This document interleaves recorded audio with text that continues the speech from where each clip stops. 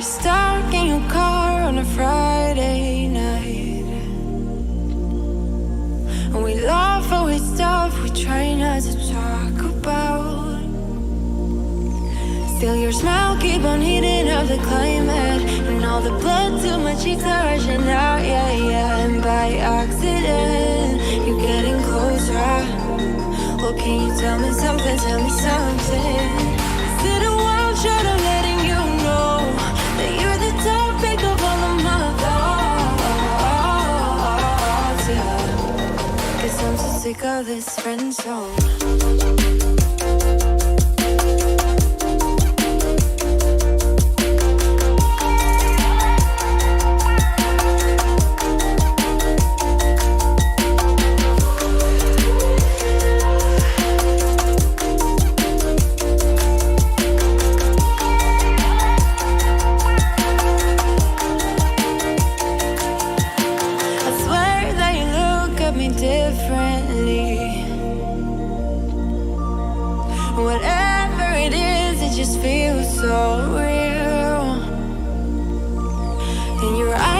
Talking in the silence, and all the blood to my cheeks are rushing out, yeah, yeah. And I'm hoping you are getting closer. Well, can you tell me something, tell me something? Is it a wild shot of letting you know that you're the topic of all of my thoughts, yeah? And that I'm sick of this friend zone. Well, can you tell me something, tell me something?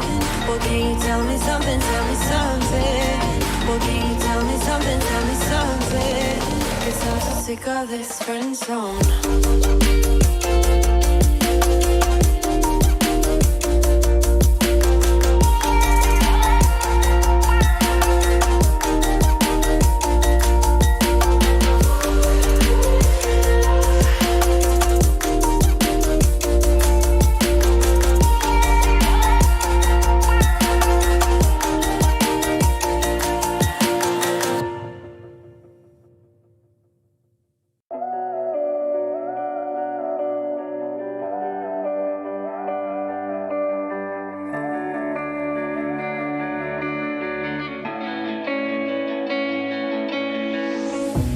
Chasing love in an empty bar.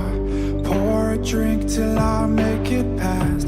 The midnight hour seems to come and go, but I know. Walk on up with a drink in hand, sipping mixers 'cause you can. And all the lights begin to switch off.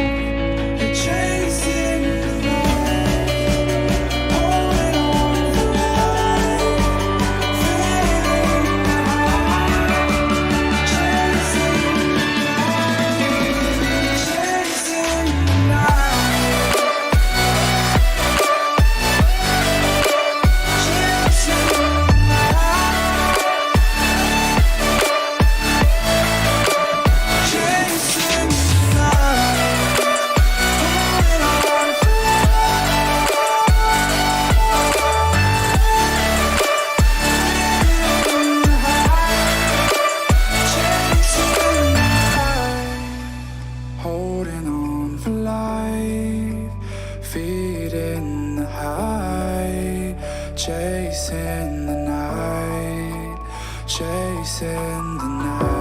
hotel rooms and city squares, champagne bottles, drum and snare. The sights and cities seem to fall away when you stay. Locked in love for a night or two, losing sleep just to get off you. Day to day you wanna stay out, you're chasing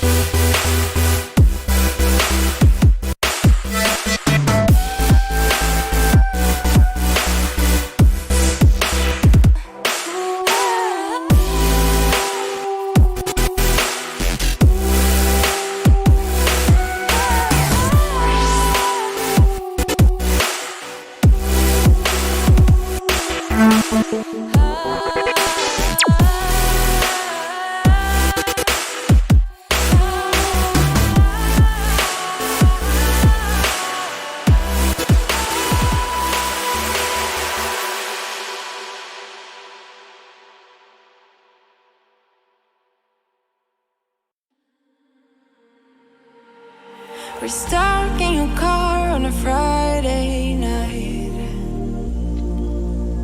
and we laugh over stuff we try not to talk about. Still your smile keep on heating up the climate, and all the blood to my cheeks are rushing out, yeah, yeah. And by accident, you're getting closer. Well, can you tell me something, tell me something? Is it a wild shot of letting you know that you're the topic of all of my thoughts, yeah? 'Cause I'm so sick of this friend zone.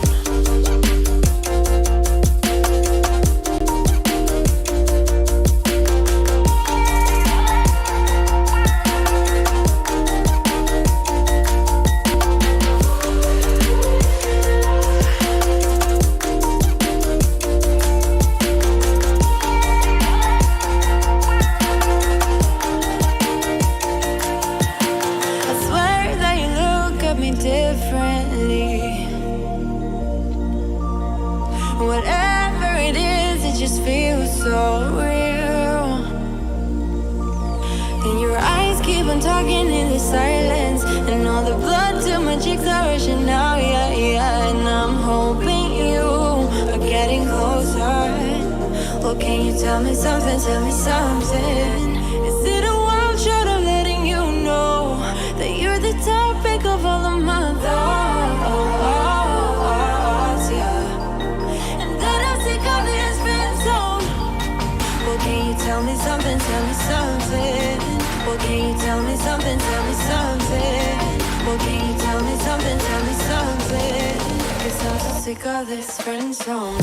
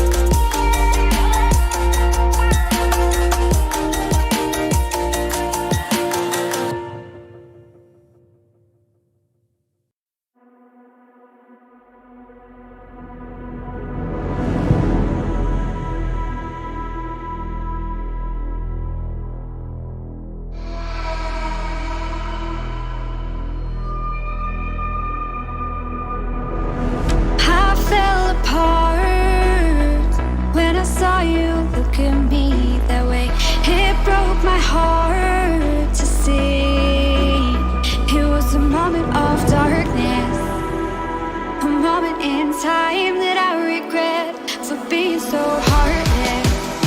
It was a moment of darkness.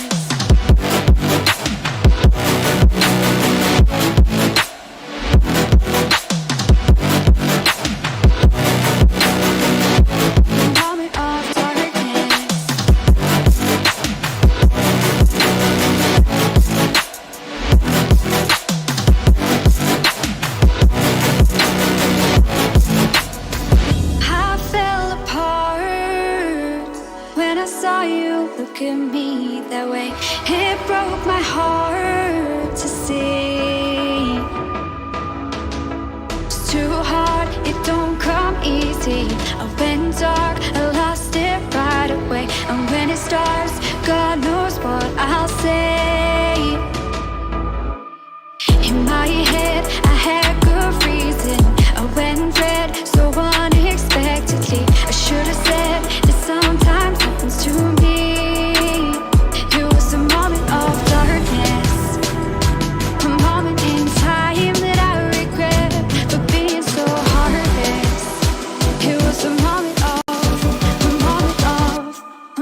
Of darkness.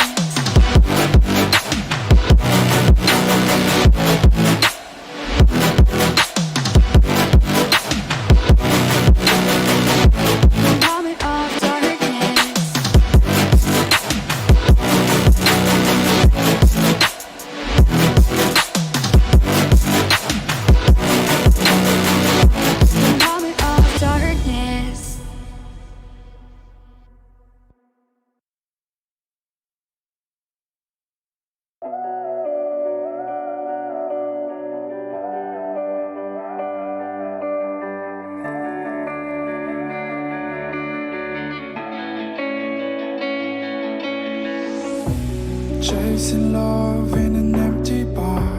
Pour a drink till I make it past. The midnight hour seems to come and go, but I know. Walk on up with a drink in hand, sipping mixers cause you can. And all the lights begin to switch off. You're chasing the light, holding on for life.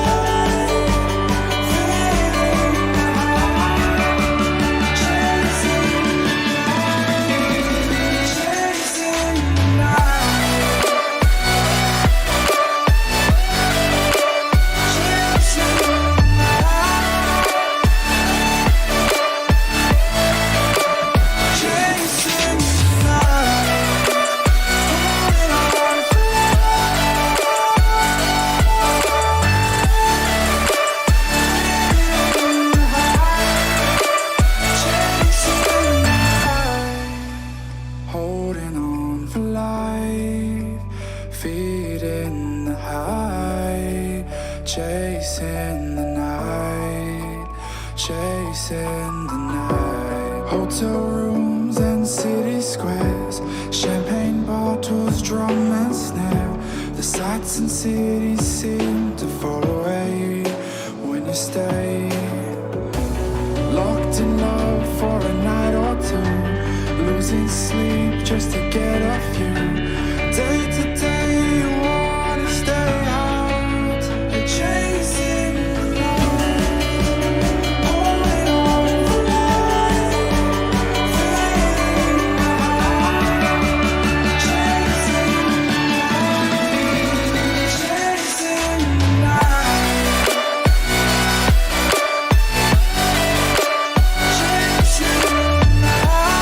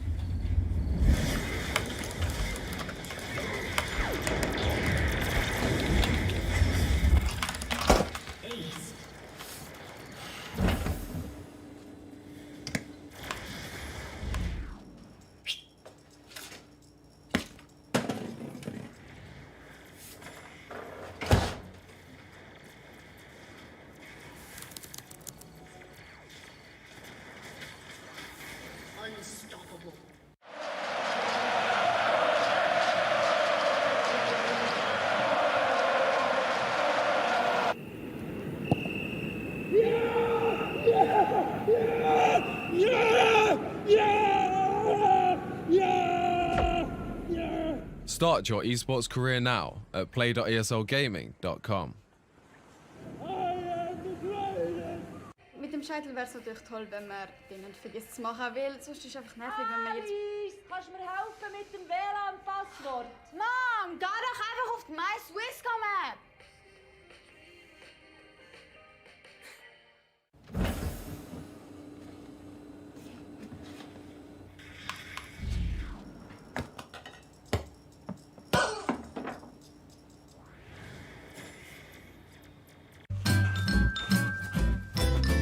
You ready? Huh?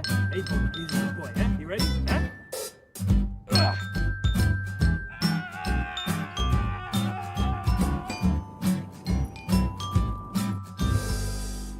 Start your esports career now at play.eslgaming.com.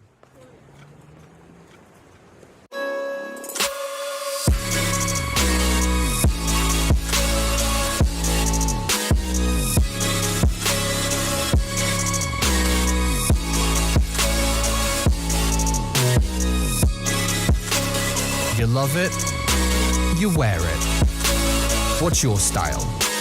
Get your merch at shop.eslgaming.com.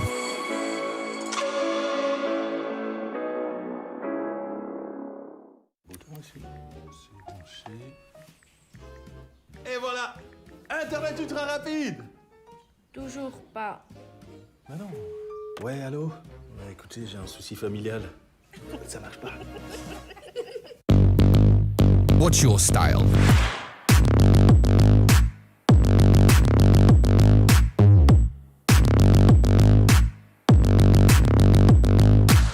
Get your merch at shop.eslgaming.com.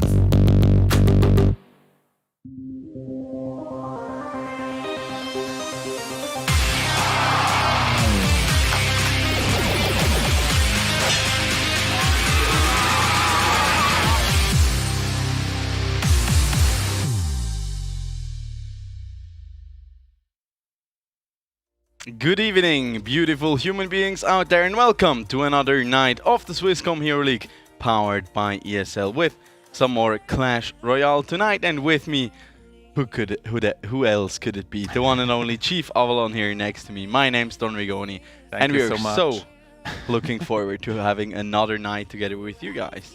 Yeah, it's going to be an amazing evening. Finally, we have our champion, 4 times champion, Senpai Rekt. He's gonna play tonight. I'm especially looking forward to that match. It's gonna be very amazing. Then we have some other known players here tonight, like Jesus will play, and we'll have a look at the schedule. Yeah, let's check it out here. There we see. Oh, it's so small. I expect the full screen schedule.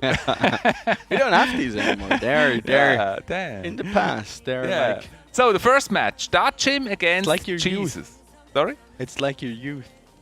Youth? A long time past. Ah. Yeah, the first match is going to be Dachim against Jesus. So that's going to be super, super cool. 2 very strong players with a lot of experience. Yeah. And the second one?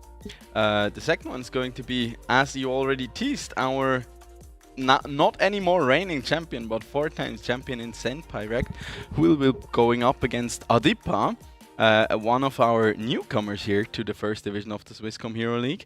He actually looked super, super strong coming into this, and is currently still the highest ranking player on ladder when it comes to trophy rating. So looking forward for yeah, it's like the old guard against the new blood here. So I'm especially looking forward to that. But also to Jesus versus Dachim, both of them starting on a win, a hard-fought one. And yeah, so what's gonna be the third match? And then we're gonna have Toyboy against Zolac, another amazing match. Toyboy had quite a run last season where he played really strong, but then unfortunately he did not make it to the grand finals. But yeah, a great player. So is Zolac, of course, an amazing player. And yeah, he's the champion actually at Yeah, the moment. He is, and he's Just not. double checking. He hasn't let up yet. He also looked super strong in his Yes. first matches that we saw last week coming out from him. There we go. Yeah, and then we go to the fourth match. What do you have for us in the fourth match? We have once again Senpai Rect here versus Kevron this time around. Senpai Rect, due to the fact that we haven't seen him live on stream yet, of course, he has a bit of catching up to do in terms of the games that we can and will show you here, but also in terms of winnings when he wants to catch up with his fellow colleagues in the league and make sure that he also might get another shot here at least a playoff spot and maybe once again the title, but who knows. And of course, each of the matches will be a best of 5 as always, and there will be bans for the full match. And every player gets to ban 1 card. Yeah, we have seen some interesting meta, and yeah, we're gonna show the first matchup here on screen. There you go, Dutchim against Jesus. What do you expect from those 2 players? I mean, honestly, both of them are really, really experienced players. We've had them in the league ever since Season 1. Jesus, he's been, for me personally, he's been like Mr. Super consistent. I mean, he made it all the way into the grand finals in the first league, and I think he always finished at least top 4, if not even top 3 I think so, every yeah. season. And he knows every meta. He plays all the different decks, so Yeah. he's really difficult to guess what he's gonna play. Absolutely. And yeah, what do you expect from Dutchim then? I guess Dutchim is kind of the polar opposite of Jesus. Not in terms that he's not a really good player, he certainly is, but he, like the past seasons have shown that he's quite kind of the hit or miss player, because he has some ups and downs. Yeah, exactly. He has super high highs when he can basically beat anyone that we just saw 2 seasons ago, where he went undefeated. He completely destroyed players like Semperect and Jesus with ease, but then there are also seasons or matches where he's really struggling and metas that it takes him some time to grasp with. I really personally like his style, that he's not afraid to also like bring unconventional to the deck, table, yeah, exactly, and put his own touch onto things. And sometimes that works with great success, and it's a blast to watch. And sometimes it doesn't quite make it there. Yeah, I agree. It's a little bit of an interesting consistency thing that he struggles with. Like, he really has those highs, and then when he has one of those highs, it's actually like he stays up there for quite a while, and then you expect him to perform really well and be strong, and that's the moment when he all of a sudden surprises you with a not so strong match. And so, I don't know, maybe it's also sometimes a bit of luck with the deck choices. Yeah, of course, rock, scissors, paper is still a thing in Clash Royale. However, currently the meta seems to be pretty fixed. It hasn't changed in a while, in my opinion. Yeah, definitely so, and I think this is also a moment where a player like Dutchim can strive, because those small differences, they can really bend or break a certain matchup, or especially when you like go into a mirror matchup, for example. But you can of course also be at a disadvantage, for example, that we saw, I forgot who his opponent was, with Adipa actually. I think it was one of Dutchim's matches actually, where he was running like Snowball and Lightning or something. His opponent ran Fireball plus Barb Barrel, who is of course one of the strongest combo that we have in the game. He opted for a much heavier cycle there. So I have some interesting news for you, the viewers, already, and for you, of course, as well. And that is, we know the bans of the first 2 players. The first ban is Tornado, and the second ban is Balloon. Yeah. Did you expect that? Is it a surprise? Balloon has been in a weird place. It's really strong, but it's also risky to play. But we've seen some players that could not even respond to the Balloon because they were all focused on ground units. Yeah, I was just about to say, I mean, watching last week's matches, especially the ones on Wednesday, they have really shown the strength that Balloon still has. Even though the death damage was significantly nerfed, it is still a force to be reckoned with. as you said, like in a meta that isn't like really not too rock paper scissors in a sense, because there are so many decks out there.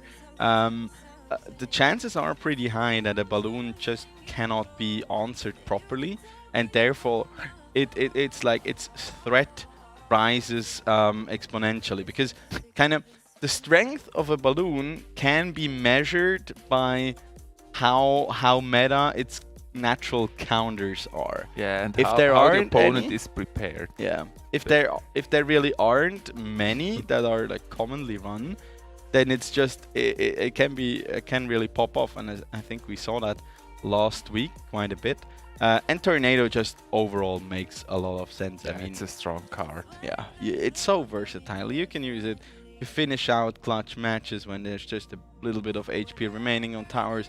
You can use it, of course, to activate your King Tower, which is just super useful in a lot of like the spammier kind of archetypes, like the Royal Hogs, like the Hog Rider, of course. Oh, that's an interesting picture. And people wonder what we've just seen. An interesting picture. It was like one of those test screens. Yeah, like back in the days. Back in the days. Yeah, I actually. That's how old I am. I used to set up the TV with those kind of pictures to make everything sharp, all those colors pop.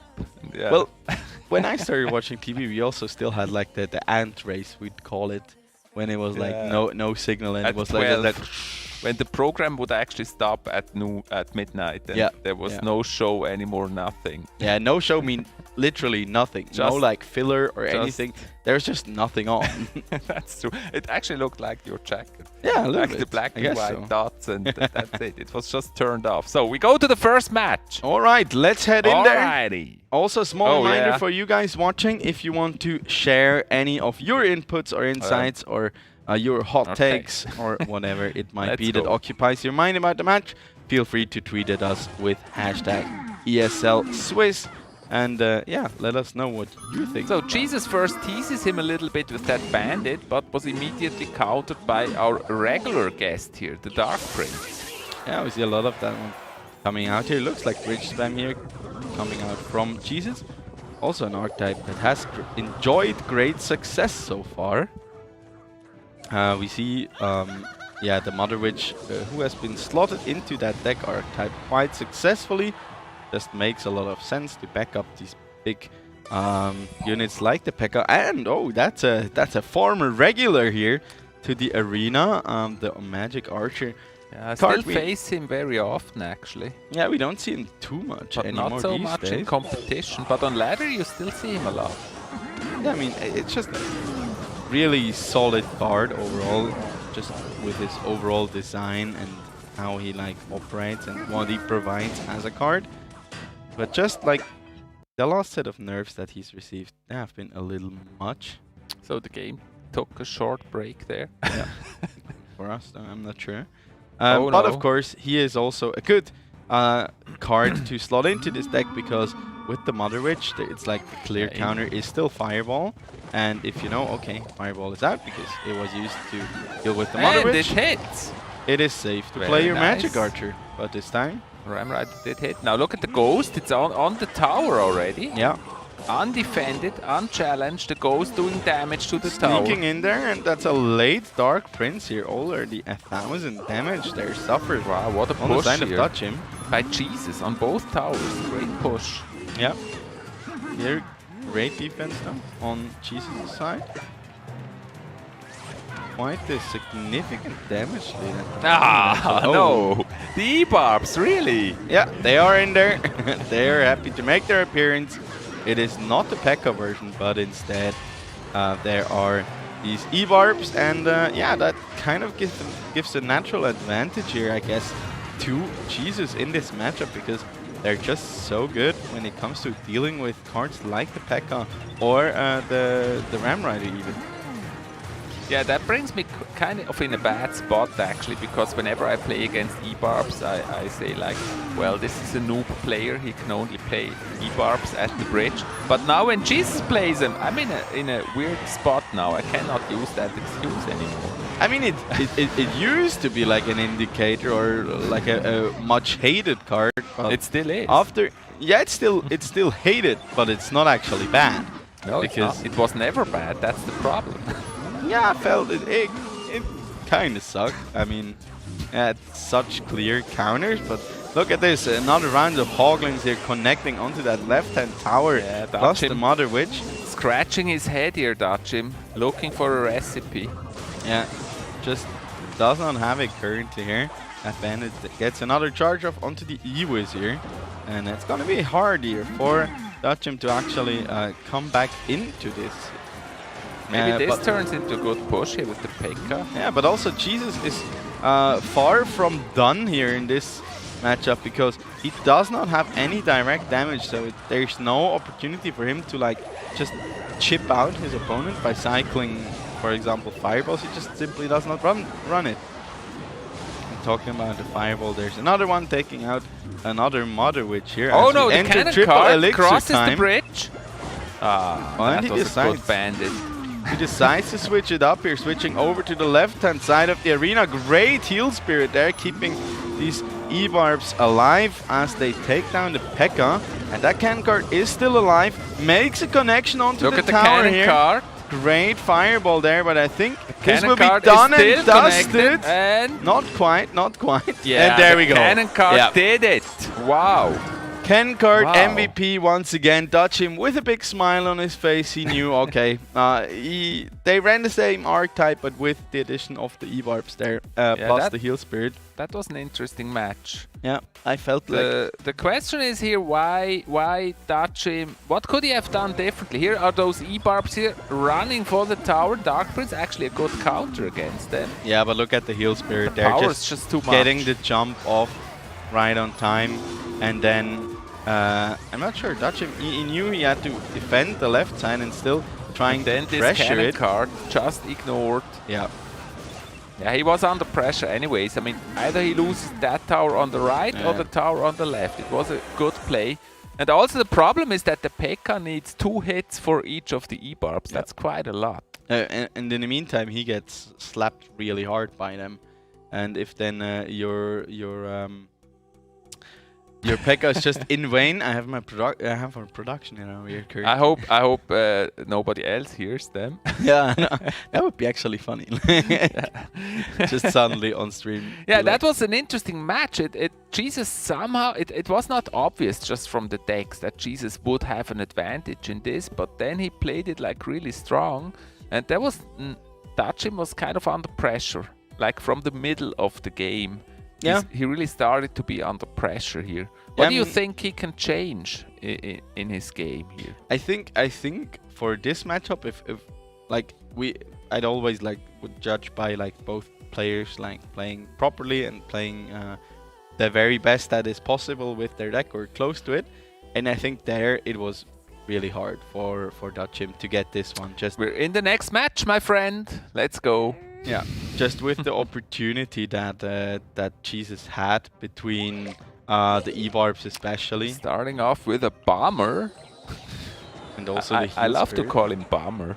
It's actually a bomber, but a bomber fits. Well, that really is a bomber. There's the bandit against the ghost. That's an easy one for the ghost, of course. And the royal recruit's a strong card that we've seen often. It's kind of hard to counter and it always goes both lanes. What do you think about those recruits? I mean, I still think they're a very solid option here. Great use on defense, but still, that Goblin Drill doing so much damage there onto the left-hand tower. Meanwhile, the Dark Prince here doing a fantastic job of just eliminating Jesus' Goblin Drill, and that could also mean that he has the advantageous matchup this time around. It's also funny that both of them play the drill. Interesting coincidence. Yeah, here. it's like, okay, we just played kind of the same deck archetype, both kind of a bridge spammy deck. Let's switch it up completely, and both of them going for the Goblin Drill. So the Goblin there's Drill. that. Yeah, maybe for our viewers, do you have some advice on how to handle the Goblin Drill? Because it can be quite annoying to play against the Goblin Drill. I mean, I think in the current state of the meta, it's just fair to say just run the Dark Prince. in pretty much every deck you're currently running. Helps against the Goblin Drill, helps against a lot of other kind of win conditions as well. You can see it What here. about the Bomber? I feel like the Bomber is always a good counter too against the Drill. The problem with the but Bomber it dies is super fast. that's the problem. And it I was about to say it dies to arrows. That's really a problem with the Bomber. Yeah, and it also offers quite significantly like less pressure, because that's the thing. You like play the Dark Prince, it stays alive. In the best case, it also still has his he also still has his shield. Survives a ton of damage. There we just seen on the bottom right, beautiful Dark Prince going against the Drill. Plus, actually, the Dark Prince can absorb the hits from the Goblin. The Bomber you kind of have to play back in order that it does not get killed by the Goblins, because it is so frail. And the Dark Prince can actually tank them. And yeah, the next we can Drill, this time with a Bomber. So we get perfectly to show how to counter it, actually with a Bomber and a Dark Prince, and you've also seen how the Bomber dies to the arrows. That's why I call him Bomber. Yeah, but here, like, you can exactly see the problem with not having something like the Dark Prince or even a Valkyrie, is that those Goblins, plus of course the Drill itself, they do quite a bit of chip damage. It's actually a lot, and they have taken that tower all the way down to like 850 HP, 750 HP Dutchan is already. really doing great chip damage here with the fireball on that tower, even though Jesus has those royal recruits. Yeah. It's actually quite interesting that he's doing so well with the fireball. You would expect him to use it against the Royal Hawks, what he just did, but he also has a fireball for the tower every time. So pretty well played here by Dutchan. Yeah, I mean, he knows he has fantastic defense into the Royal Recruits with the Dark Prince, with the Bomber. He can also, like, if he needs to, he can play the Goblin Drill on defense. The answer to all questions is on the tower, 42, and with a that's another fireball. it gets destroyed. Yeah. You know that one? The answer to all questions. Yeah. The Hitchhiker's Guide to the Galaxy. I can recommend that one. Oh. I actually read the book. I haven't watched the movie yet either, actually. I know the The book was actually quite funny. You learn that you always have to have a towel with you. That's very important. Yeah. If you don't have a towel, you can get lost in space. That's true. Yeah. I can see that. There we can see it once again here. Just the strength that the Goblin Drill provides here. If you do not have the proper answer to it, there's just nothing really It's that you just can do beautiful against. to see the 42 on the tower. The book is actually really good. The book is really good. The movie, I was kind of disappointed. Okay. But the book was good, especially the ending. I'm not gonna spoil it, just in case anyone that's watching reads books. Yeah. You never know. Maybe somebody still reads books. So welcome to another night of the Swisscom Book Club here, powered by ESL. Make sure you have your favorite books lined Yeah, up. we're giving book recommendations. Actually, that's really a good one. The Hitchhiker's Guide to the Galaxy. Mm-hmm. Now, up to you. What is your book recommendation for the night? Are you still reading? I try to. I try to do it more and more. I actually just grabbed myself another book. Like one is like How to Argue with a Racist. It's like breaks down a lot of the like facts behind racial discrimination in politics, especially. Is there a way? I guess there is. Okay. Or like how to approach the subject. And the other one is just like about statistics and numbers in general and a bit the background behind it. So I'm looking forward to dive into those. Math book. Not really math, I guess. Just more like how to use numbers in like a real world scenario, or how to look at them. That's interesting. Can you give an example? I haven't read it yet. I just bought it yesterday. You bought it. Yeah. Actually, it sounds interesting, even though it's math. Yeah, by the way, true. one of my favorite subjects in school. But anyways, I used to like it too. I like got away from math during my years in gymnasium, where I was like, okay, yeah, this is getting too abstract for me. Just not that passionate. It's always an anymore. interesting situation when my viewers in the chat they talk about math and everybody hates math, and then I read those comments for a while and then I say like, well, yeah, I understand, but math was one of my favorite subjects. I mean, I love numbers in Funny general, moment. because you can just say things in a very correct and kind of unbiased way, so to speak, theoretically. Yeah, there's actually only very few assumptions in math, and from there on you can prove everything, and that's really the charm of it. It's actually everything is just logic, no learning or so. It's just logic. Yeah, and also like that it can be like broken down into digestible bits. But I guess. I mean, that's what people always say that like math. They always say it's just logic. You don't have to learn it. And for the others, it's totally illogic. Yeah, but for me, the beauty of it is like the skill of presenting numbers in an approachable way that people actually understand what they're saying. You know. Yeah. That for me personally is one of the things. interesting things. Especially in modern day society. What nobody really believes is what I liked most were those multi-dimensional integrals. I don't know how it's called in English actually. Integrals where you can calculate those 3D or more D objects and stuff. Oh, I really like that one. Yeah, but it's hard to explain because nobody even understands. That's the point. Nobody, not actually nobody, but not many people actually understand what you're talking about. Yeah, true. Or want to go down the rabbit hole of talking with you about not three-dimensional calculations. I don't know what the word is actually. What the English word for integral? We have to look it up. I think possibly. But yeah, there we see once again here the Goblin Drill being run by Dutchim in this one, and actually the mini P.E.K.K.A. they're just making a connection onto that left-hand tower, doing a ton of damage, already knocking 600 HP away from said tower, but so far it's quite even. What's interesting today is both of them play the Bandit in every match so far. The Bandit really has a strong place currently in these decks. Yeah, I think it's also like one of these cards that, like, as we are still in quite the meta equilibrium, it's just such a good choice because it is so versatile. It offers offensive pressure, it's not too expensive, you can cycle it, but it also like is really good to deal with single target threats.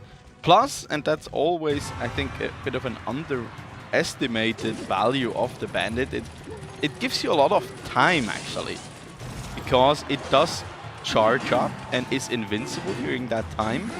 It like delays your opponent's troops, and so they can get shot longer by your Princess Tower. This is also very interesting here. We now have the Goblin Drill and the Mega Knight, and again both of them almost play a mirror match here.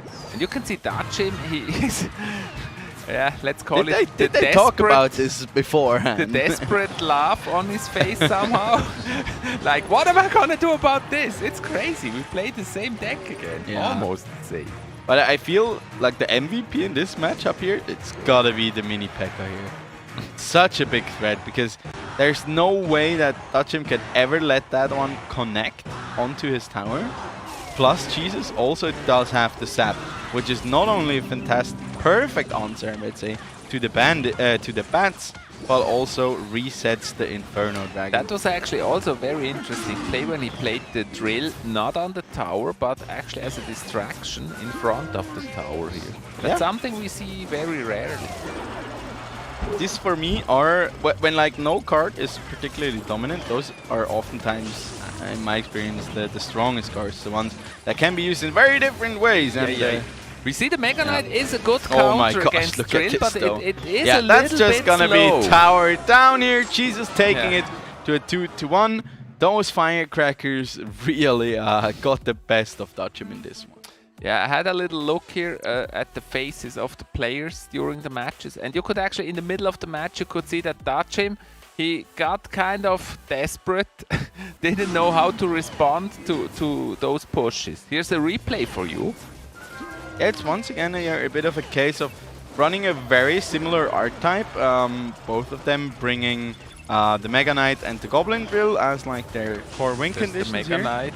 Plus also the bats, but then around that it felt like Jesus' deck was a lot stronger in this mirror matchup because he could get so much chip in with the Firecracker.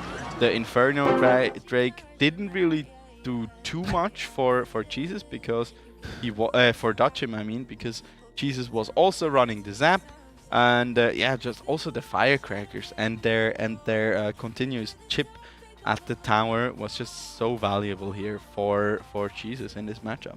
And also the problem that you could see here is that the Mega Knight is a strong counter, but it's too expensive. So he did not have enough other cards at hand to defend the rest.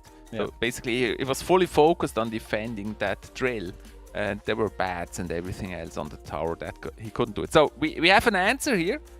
It just disappeared. Can you please show it again? It's integral calculus for... Integral calculus. Yeah. That's the word for Integralrechnung. And production is indeed right.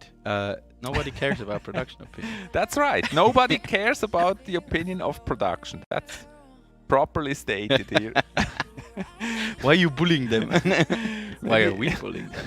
Maybe you should make an integral calculus, whether that's true or not. Yeah. Please do. Please. That is actually very important. The integral calculus, that's how it's called, right? Yeah. It's very important to actually calculate the number of viewers of a live stream. Like every second you have the current amount, but how many is it in total? That's what it's all about. Like if you're streaming for 1 hour and you know every second how many it were, how many have it been in total? And but then you also have to like correct for if you count the same ones. The same ones. That's what the integral calculus is for. Or you just count. Yeah. Dear viewers, in the moment we blink into the camera violently, we might be threatened by our production. We get electrified here by production. But Let's go into the next match. I'm glad they left our screen up. They're Match so point nice. for Jesus and catch-up point for Dutchim. Potential catch-up point. Let's see whether they're gonna bring the same deck or the same archetype at least here once again. This time Dutchim So with a ghost. It could be. It looks like bridge spam once again. But who am I to judge? Maybe Dutchim here doing what you accused him of last time, where he just takes his opponent's decks and plays it better. I didn't accuse him. I just you stated the facts. I noticed. I noticed that it looks like that. Yeah, but it's not the case here. This one's different. It looks like double spawner deck here from my perspective. Cannon card. I dare making the assumption. Oh, Mega Knight. Yeah, it's probably the double spawner Mega Knight plus E-Giant deck here again. You just mention all the cards and call it like Ghost, Cannon card, Goblin Hut, Mega Knight. No, it's probably also the E-Giant. He brought that one before. Okay, good. I'll be nice. I'll be right. I'll be nice. As always. Look at the beautiful Hoglet hitting the tower there. There are the Zappies now coming in to defend here. So that's quite a heavy deck actually that Dutchim plays. And I think that's just going to be tower down here because there's also a Goblin Drill to help out with, and with unscathed towers himself, Jesus does take down first. Why did he give up here? Why did he give up? What happened? He didn't quite, I guess. Yeah, he called it good game twice and then he didn't play anymore. I wonder why. What happened? I mean, maybe he was just waiting for the Mega. I didn't even see. He didn't leak that much actually. He just waited for the Mega. Wait, I actually think this is not too bad here from Dutchim, because oftentimes when you are in these scenarios where you're getting overrun and you realize, okay, my towers can't defend this, you might be tempted to just throw down troops. It's just his reaction on screen was like, oh dang, this game is lost. Yeah, I guess like he kind of feels phone that drop. I mean, understandable, but like it could have been worse. I mean, if he didn't just wait or played for example a flying machine there in a bad spot, that could have just sealed his fate too. But I guess between Fireball and Goblin There's Drill, it another becomes drill. really hard to defend anyways. And that's 5 seconds left on the clock. No way for Dutchim to Wow. come back into this, and Jesus will take the match 3-1 here. Congratulations. That's crazy. That's already the first match. Jesus taking the points here. That's all she wrote. Really strong. Yeah, what happened there to Dutchim? I don't know. This push here, that strong push by Jesus where he took that tower. Maybe we're going to see that in a little replay here. There it is. Yeah, pay attention to the Mother What Witch here. happened That here? was a big advantage. So many Hoglins being spawned and tanking up the tower. And that's kind of the problem with this double spawner archetype. In the beginning of the match in single elixir time, it needs so much time to get going. Because you do need to set up both of your buildings, and they become increasingly more valuable as the match goes on. But if your opponent plays something like this bridge spam deck and then also featuring the Goblin Drill, there's just so much pressure. And if your opponent then can successfully take down one of your huts early, and in this case, like the Mother Witch was just the perfect answer to those spear goblins, that even helped him like get a push in addition to it. So there was just nothing to do anymore for Dutchim kind of. Basically in one And his deck big was a bit heavy. push, one big push was all it took. Let's look at the stats here quickly. Yeah. Yeah, you can actually what we just discussed. You can see that here. The average elixir was 4.1, so quite heavy. So he was not able to respond. That's what you can read from this here. The rest is pretty comparable. You see also the decks here. It's pretty heavy deck here that Dutchim played here. All of the cards, if I see it correctly, every card except for the Ghost is above 4. Yeah, So- and that's kind of the risk. That's also like I did run 2 versions of that double spawner deck. The first one was actually similar to this one, where I ran the E-Giant, and I'm not sure whether I ever ran the Mega Knight. I think so. But then also realized like if your opponent just doesn't let you just set up on them and and then lean back, it becomes quite tough if you are running all these kind of heavy answers. So you're much better off if you just go for like the solid defensive option in like the Mother Witch and like then something like the Dark Prince, for example, and then to like I like the flying machine in this archetype actually, because it offers such a big threat, and also like is kind of a fireball bait, or your opponent has to decide between fireballing your Mother Witch and your flying machine. But then maybe also opt for like, especially for example, the new Fire Spirit actually does great in this game because it offers a lot of threat while also dealing with AOE troops that can really hurt your game plan. So I mean, the problem here really is if you need to respond quickly, you may not have a card, you may not have enough elixir. That's why in the other deck that we just see, there is a 2 elixir Barbarian Barrel at least. So in an emergency you can still drop that one to have a quick distraction from the tower. But if you have to wait for 4 elixir, that may just or be 7 too in the case much. of the Mega Knight. Yeah, with all 4 elixir cards, it may be really hard to distract from the tower and actually get to distract matchup ready. What?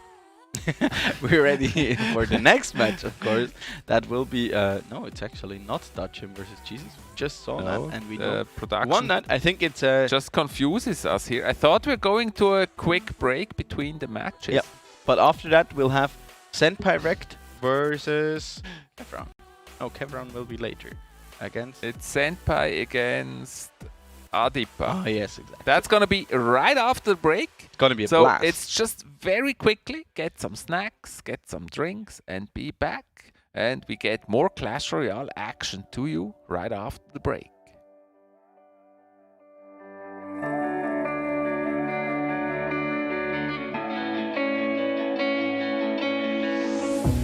Chasing love in an empty bar. Pour a drink till I make it past. The midnight hour seems to come and go, but I know. Walk on up with a drink in hand, sipping mixers cause you can. And all the lights begin to switch off. You're chasing the light.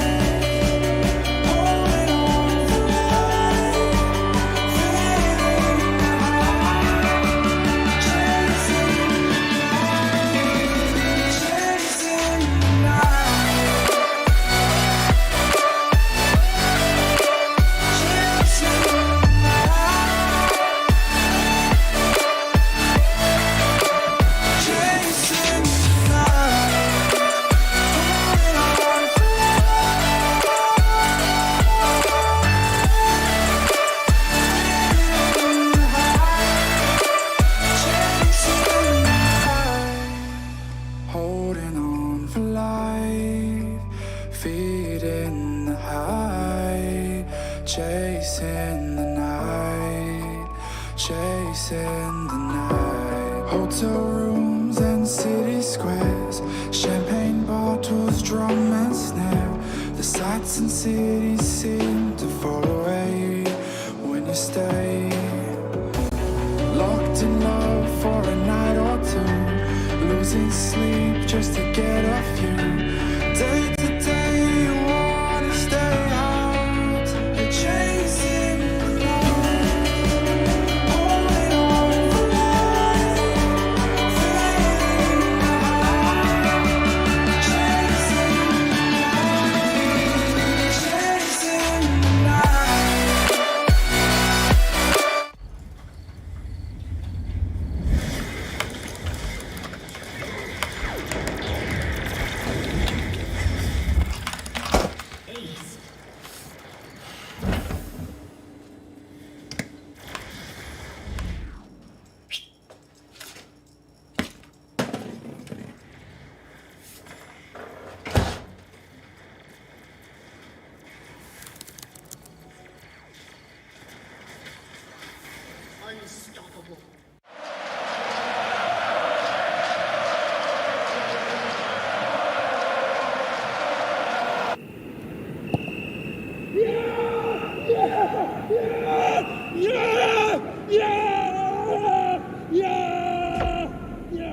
Start your esports career now at play.eslgaming.com. Mit dem Scheitel wäre es natürlich toll, wenn man den nicht vergisst zu machen, weil sonst ist es einfach nervig, wenn man jetzt... Alice, kannst du mir helfen mit dem WLAN-Passwort? Mom, geh doch einfach auf die My Swisscom App!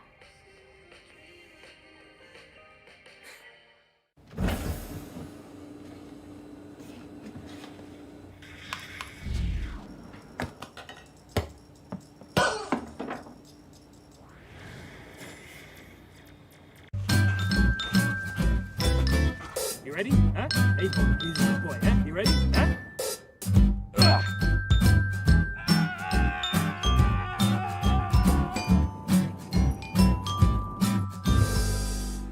Start your esports career now at play.eslgaming.com.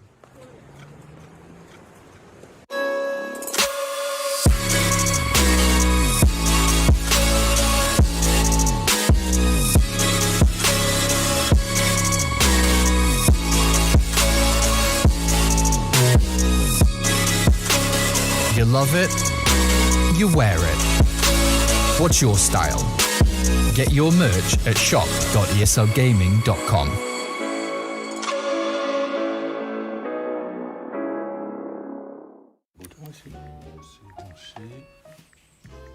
Et voilà, Internet ultra rapide. Toujours pas. Ah non. Ouais, allô? Ouais, écoutez, j'ai un souci familial. Ça marche pas.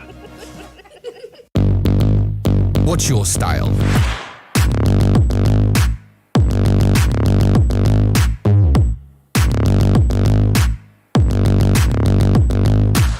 Get your merch at shop.eslgaming.com.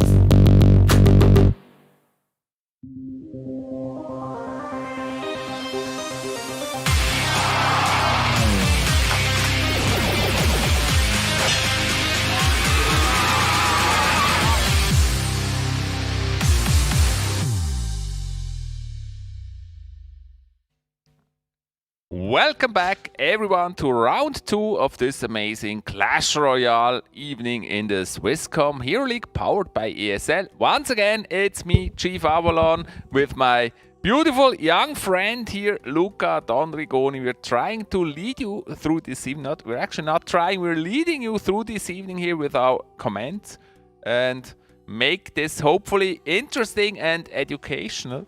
Well, sometimes would you say we're really leading, or is our our guiding, viewers are just at the mercy of us? Yeah, They have to deal with us if they want to watch the matches? Kind of have to take the jokes here. Yeah, no mercy, even if the joke is bad. Yeah, and as teased before, we have our next match here coming up, which will be Senpirect versus Adipa. Senpirect, our 4 times champion, who actually just lost or didn't make it all the way to the finals just last season, and is now coming back for maybe some revenge here. against our newcomer here in Adipa. We also been told the bans here. Yes. Would you mind telling our dear I viewers? would. The bands are the Pekka this time and the Tesla. No That's rulers. interesting. The Pekka is quite present in all the matches, and so is the Tesla. Yeah, I gotta agree. Like Tesla doing a really good job into a lot of matchups, especially as we see these double spawner archetypes emerge. They just does fantastically well because like the spear goblins, they have to walk up to it quite far and can't really chip away at it because it's just hidden underground, obviously, and takes them out with one shot. And the same actually happens to the fire spirits. Therefore, it is just a fantastic answer to that archetype in particular, but just overall, it's just such a good answer, even though it also been nerfed a little bit. I mean, those adjustments that, in my opinion, just make sense that an earthquake actually can target a building underground. So there's that. Especially the Pekka with the Mother Witch are a really strong combination, because you used to be able to counter Pekka very easily with all those small units, and that's not possible anymore. I care about the production team. Okay. Who said that? What's the name? It's I'm a hyper lover. I think she's I'm a hyper lover. Just putting it out there, like in terms of transparency, I think she might be biased, but I don't wanna forgo like any professional evaluation here. Just putting it out, it might be. We respect. And like that's one person. We just respect every opinion. It's Yeah. fine. Let's go to the first match.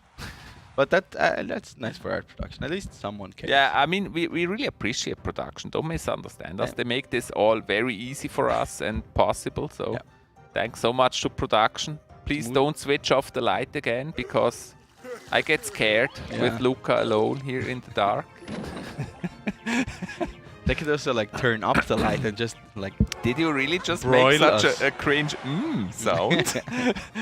I might have. That makes it even worse. I might have. As long as I don't sheesh you. Save me! And there's going to be the goblin cage being run here on the side of Adipa, together with the flying machine. Yeah, I'm really happy to see Senpai again. He's very focused and fresh here in the game. Yeah, and for once not in a military suit. Yes. Just 2 weeks ago I played Brawl Stars with him, actually. Oh. In a competitive tournament. And Oh, I yeah, feel saw like that. we did really well, even though we didn't win. Did he carry you? I wouldn't say so.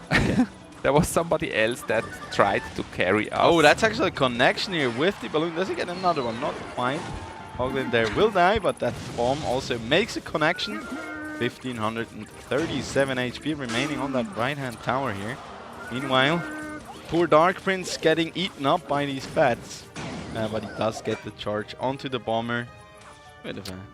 No, it was a really great experience. They all played really well, so... As there is now another round of Sappies being deployed here by Senpai for defensive purposes. Adipa looking super focused. And yeah, also, I really like Senpai coming back into this, and I'm actually curious how he's going to perform coming to this season. Just look at his face, how focused he is. I mean, I guess he just... apparently, I just read his tweet that he just moved for uni. I wonder if he already knows how that's difficult another the balloon connection is. here from that balloon. And actually a second hit here. And the death bombs on the balloon. Fantastic round of arrows here being deployed by Adipa. That's a rough start for Senpai, but we've seen that before. Oh, look at this. Oh, there's the clone. Beautiful clone here by the expert. Resorting to some cheesy strategies, but the Mother Witch actually doing such a great job here. Amazing play here by Senpai. Senpai, beautiful clone once again. We love the clone. We love that. We want that. Speak for yourself, old man. I'm speaking for everyone, but we love the clone. It is actually a really interesting deck here coming out for Senpai, like one of the archetypes. Another just clone. Seen emerge. Oh, can he even defend this one? Both are on the tower here, both golems. defend. Whoa, and that tower goes down to the golems. Oh my gosh! Adipak even clapped Holy! to That the was camera and such a Senpai. crazy comeback here by Senpai. We thought he's not gonna make it. It's a rough start for him, and then this amazing golem comeback. Yeah, I was just about to say, like, let's feature the golem, not the fact that he did run the clone. Beautiful. Actually, really well done here by Senpai. Once again, defining the meta. Unfortunately, you might be right. Look at this beautiful clone. Yeah, that's just disgusting here. Also, no arrows in hand for Adipak quite that moment. So many bats here being spawned and so much death damage being gotten there onto that tower, and we can really see the relief on not just Senpai's face, but also like his pop-off reaction. And the poker face. I mean, he didn't play the golem till the very end when he knew he's gonna have to push, and that's where you see that Senpai is really an experienced and strong player. He didn't give it away early. He really waited for the right moment and then just played this deadly push. Yeah. Some advice for you guys out there who want to give the golem archetype a shot. I mean, it's not in the best spot that it's ever been, but in this iteration, it is actually quite a solid option to run. Just make sure you're like. It is oftentimes it's tempting to just start out with a golem behind your own tower, because a lot of people for some reason do that. But oftentimes that just gets you incredibly punished. And a golem is actually dealt with quite easily in the early stages of a match, but like the more you can support it, the stronger it gets. And if you just wait until double elixir time, maybe even add that cheesy clone on top of it all, yeah, that might just get you a pretty fast win that we just saw here come out from Senpai. Yeah, some really good advice there. Avoid playing the golem early. Really wait for the moment where the opponent overspends on elixir so that he's not able to rush other lane the moment you play golem. And then if you have a clone at hand like he did here, that was really a perfect push. I mean, Adepa was trying to push the other lane when he got basically rushed by the golems and the clone. So that was beautiful to see. I love the golem decks anyways. They're not in a good place, as you said. It's really difficult to play. Yeah, especially also in this matchup here. We just saw, I mean, it was so hard for Senpai to properly defend against these against that continuous threat from the balloon. And did you see how happy Senpai was when he won that first match of the season that he played? Yeah, like a big relief there. Yeah, I mean that's a good start. It's like, okay, we can continue from here. I was just about to say, how badass is Adipa? Does he wait for the Electro Spirit to go all the way to the tower and then activate the King Tower? Which you can do, by the way. Now Senpai playing the cheesy Mother Witch. Why do you call her cheesy. I don't like her. I don't know. You don't? No. She's a... I mean... I'm one of those who always used to play the Skarmy to counter Pekkas and stuff, and since she's in the game, it's been kind of hard. Yeah. Skarmy into... Well, actually, Skarmy into moderate... It's like, it's bad. It's getting countered by it, but it's actually not as bad as you think. Like, Bats, for example, or the Night Witch, they have it way worse, because the troops aren't deployed all at once, and they actually take a bit of time to go down overall. And then she can actually get those hits in. The Fisherman. Great defense. Funny how that Fisherman did not pull the Hawk to the King Tower. Why? I think it was a little mistake there that he didn't place the Fisherman further back, so it would actually pull the Hawk to the tower. I'm actually not sure if it's possible. It might just die to the death. But I'm not quite sure about that. I'm also not sure. There we have Dark Prince now charging in together with the Mega Minion here. Dark Prince does not get distracted here, gets one hit off onto that right-hand Prince. He got fired up, I would say. Oh my god. Are we going there now? Okay. He got fired up a little bit. Let's get ready for Pun City. Beautiful fireball. Good fireball. Yeah, that's how I love my Mother Witch cooked. Your mother-in-law or your No, okay, the mother that's witch. different. And there is another flying machine here coming out. Adipa building quite a strong push here in the right lane. Yeah, once again, it is that double spawner archetype here coming out. And not too much elixir here to defend against that Royal Giant. Saint-Parek kind of going back to the roots here. Good fireball there, but the immediate answer there coming out through the means of that flying machine the flying machine on the tower. Mega Mini has to do his very best here to take it down. Can he turn it once again? Senpai in trouble here.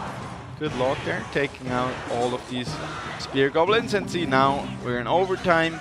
That's exactly where that spawner decks start to shine more and more, because setting up these buildings does not hurt you as much anymore.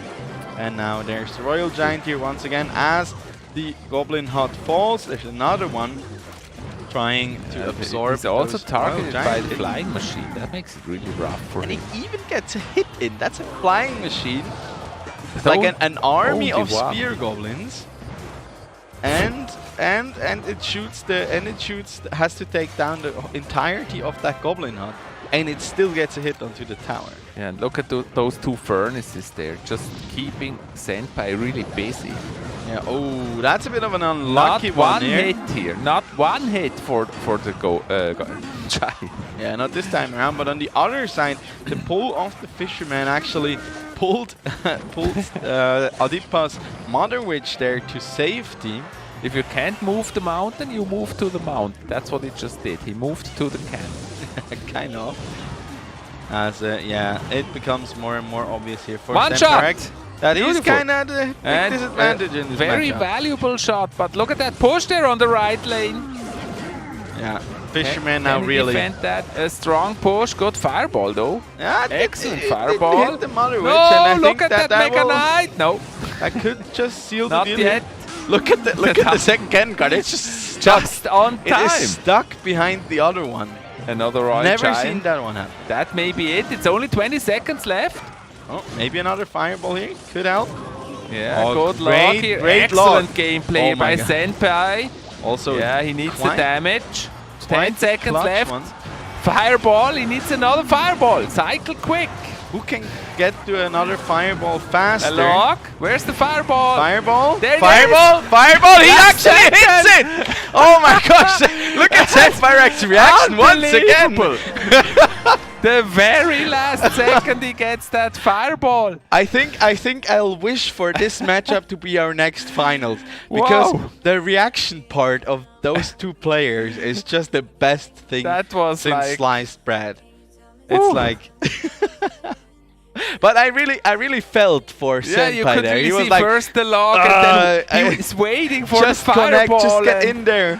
I mean, look at this. The Fisherman here was the a big fireball risk. on the way, and it hits before time's up. Yeah, also great log there, and then also like deploying that furnace right on time from Adipa here, starting to cycle that fireball, and then like Saint-Parek knew, okay, just cycle, gets to another log, and then that fireball in the last second it does connect. That jump though. Yeah, and then Adipa there is like, come on, man, you gotta be kidding me. Yeah, but there were some really strong plays in that match by Senpai, where it was really close. Like once in the right lane when he dropped that Dark Prince the very last second so that the cannon card would not hit the tower or it would be over, like really close. Yeah. So some really strong plays there by Senpai. I have to say it here in these matches, Senpai is back. It looks like it. It looks like it. And really strong matches. Yeah. But I don't want to understate how well Adipa is playing these matches. He did. Like, talk about on a knife's edge here. Those players are really head-to-head. I mean, if it comes down to literally the very last second of the match, that just tells you how both of these contestants really are. And I mean, Adipa, by what I could grasp so far from him, he's really good at his fundamentals. He's really good at cycling, at especially creating pressure. He didn't even make any significant mistakes there. He just really tried to play to his strength. Both of them really played at another level here. Yeah. Really great level. I think I would almost say those were the two most intense matches we've seen this season so Yeah, far. probably so. And I think just if you see a player with the experience and usually like the coolness of Senpai Reg pop off like that, that just tells you how intense these matches really are. What he usually does. No, really doesn't. I feel for him. I feel like he's really happy to be back and that his start seems to be working. I mean, for him it was always like so much pressure being there. I mean, he performed so well in all of our seasons so far. We've asked him in the past. It's like it's way easier when you just come into a league as like the new guy and nobody expects anything from you. You can just perform. If you make any mistakes, that's just an opportunity to learn from. But once you like get to the top and you get to the top multiple times, people they just always have you on your radar. This time people don't really expect him to win, and after he won 4 times in a row, everybody expected him to win. So he can just play his best here without expectations. Makes it easier. Yeah, definitely so. And I mean, so as intense as these have been, I kind of hope that we get to see a little more from them here, and that Adipa is able to take this one as he deploys the E-Giant here behind the tower against what looks like another double spawner attempt here. This time though, not on the side of Adipa, but for Senpai Rex instead. So what's the best counter for the E-Giant? Any advice here for our viewers from your side? Well, sounds silly, but kind of any building. I mean, especially like the cheaper buildings, because they can just draw the E-Giant to the opposite side of the arena, and that makes him lose so much HP, because that's like his big disadvantage. He is slow. He is very, very slow. You can see that Senpai looks much calmer now, more relaxed, and usually... Yeah, man, he has triple match point here. Yeah, usually when he has that advantage, such a lead here, he doesn't give it away usually. Yeah, and I mean, he's already... No, he's down significantly. I was just about to say it, he already got a good lead. But no, he certainly does not have a good lead so far. Looking back on the first game here, maybe this is a lead. he was really behind in the first game and still won. Comeback king in this one. But this guy here, the E-Giant, is really difficult to play against. Yeah, see, play your buildings like that. Your opponent starts the E-Giant behind their king tower.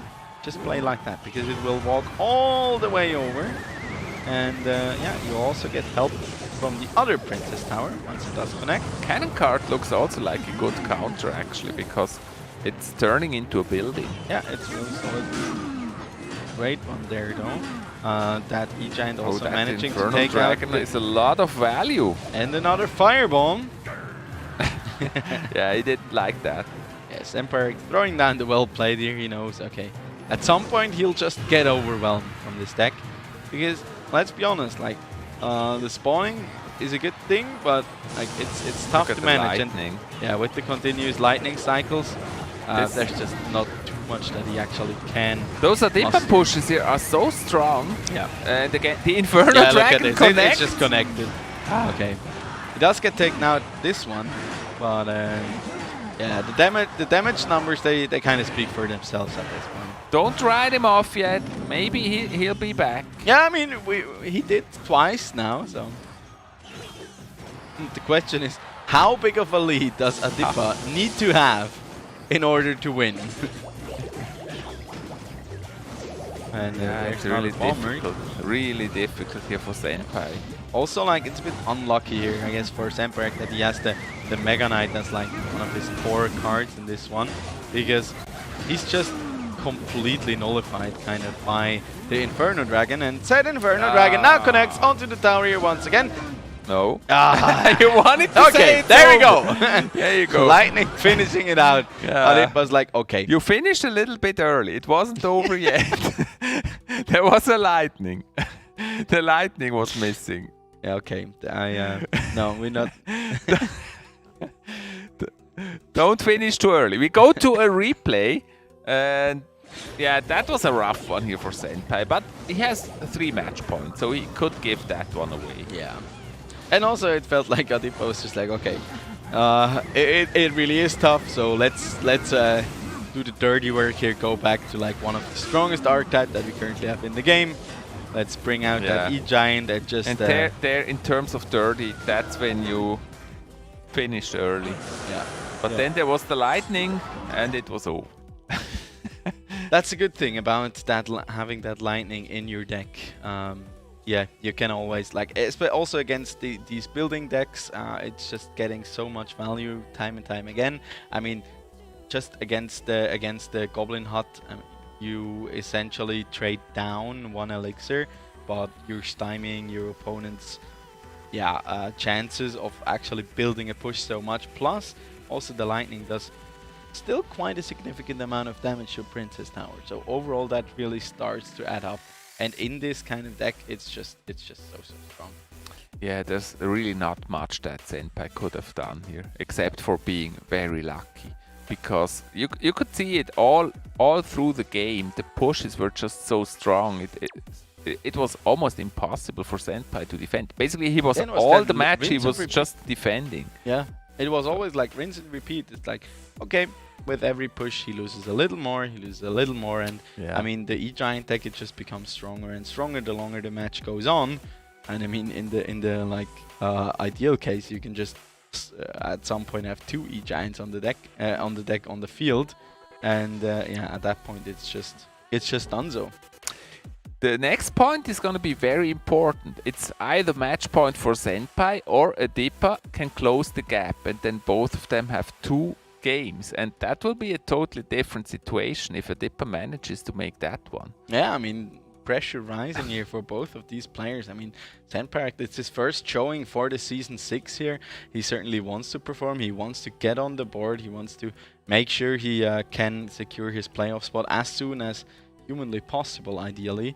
And also, of course, for his fans and supporters after getting surprisingly beaten by Toyboy during playoffs last time. Yeah, but from what I've seen now with those 4 games already, 3 games, 4 games, with those 3 games, he's really on level. I mean, he's really strong, and he's somebody you have to calculate with here in this season. Yeah, certainly so. I mean, he has all the experience under his belt. He has a fantastic supporting structure by what I know, referring to his coaches and teammates and whatnot. So he always here to deliver, and he also I always like to call him like the Roger Federer of like Swiss esports. That's true, at least for Clash Royale. Yeah, and he's a gentleman too. True that, as we are heading into game number 4 here between Adipa and Senpai. Let's see whether Senpai can close this out for good, or if Adipa can bring us to like a full-on series here and come all the way back, as there's a mortar now being deployed by Senpai. One of the archetypes we've see emerge towards the end of last season, actually, more and more. As there's the royal delivery coming in here. And once again here, Mother Witch being run by Adipa. Looks like that he's just decided to stick to what worked for him in that win. Bringing the E-Giant once again here to the match. Mortar, that's very interesting actually. Mortar was the Valkyrie there. Mortar is not such a good card, not in such a strong place, but in this season we have been surprised many times by Mortar. Agree to disagree. I feel like for that low cost of 4 elixir, it's actually super strong with the amount of HP that it has, with the pressure that it provides. If you just wonder why he plays it with a cannon card, that's because the Tesla is still banned. Yep. There we go. One connection there onto that right hand side, gets one of these mortar shots off, but he will continue to cycle those through. I say Senpai really needs this win here. He does. I mean, you want to get started on the right foot. But also Adipa, of course, wanting that second win under his belt. I mean, he looked a bit unfortunate as the Royal Hawk in his loss against Petron, I think it was. Senpai scratching his head here because the Royal Hawks do not really do a lot of damage there. Yeah, but even so, I mean, just continuing to cycle the Royal Hawks is a lot. It's like a lot cheaper wind condition than the E-Giant is, and with the mortar plus the musketeer, he actually has a really good answer to it. But there is the lightning now coming down. Great patience there from Adipa to decide and wait that one out. It's very similar to the previous match. Defensive earthquake there from Semperek. Good set of goblins, and also that cannon card here really seems to be the MVP. There's so much pressure by this E-Giant. Yeah. Why is it so fast? Does it get pushed by the? Yeah, I think it get pushed by the Dark Prince there a bit. Royal Hawks. As there's another round of Hawks. But the mortar is helping a little bit, and the placement of the Dark Prince is questionable. Yeah, down to 1600, 1500 HP even here for Senpyrak. Another royal delivery there coming down. And that's exactly the thing. I mean, if Adipa spends the tornado on offense, that just leaves him wide open for these Royal Hawks. And like the activate the King Tower isn't the best at really dealing with that multi-target threat, as there's another lightning now coming down. Good thing is, like with all these troops, Senpai now has found here kind of a recipe, and if he can continue like that, to do the chip damage, like it just did. Close. No direct hit there from the E-Giant at Royal least. Hawks, no, not but yet. he did get one zap to that tower. Oh, now he plays it high. That E-Giant is so pushy. Being baited over here. Another lightning there. Especially with the lightning. Does not hit the Musketeer. This could be the turning point here for Senpyrek. One zap there onto the tower, does not get the hit, 1424 HP. Now remaining at that, another round of Royal Hawks here. Beautiful earthquake. Can he stymie that push? Look They at do the connect. Hawks. That's a lot of damage here coming in. Tornado is expended once again on defense.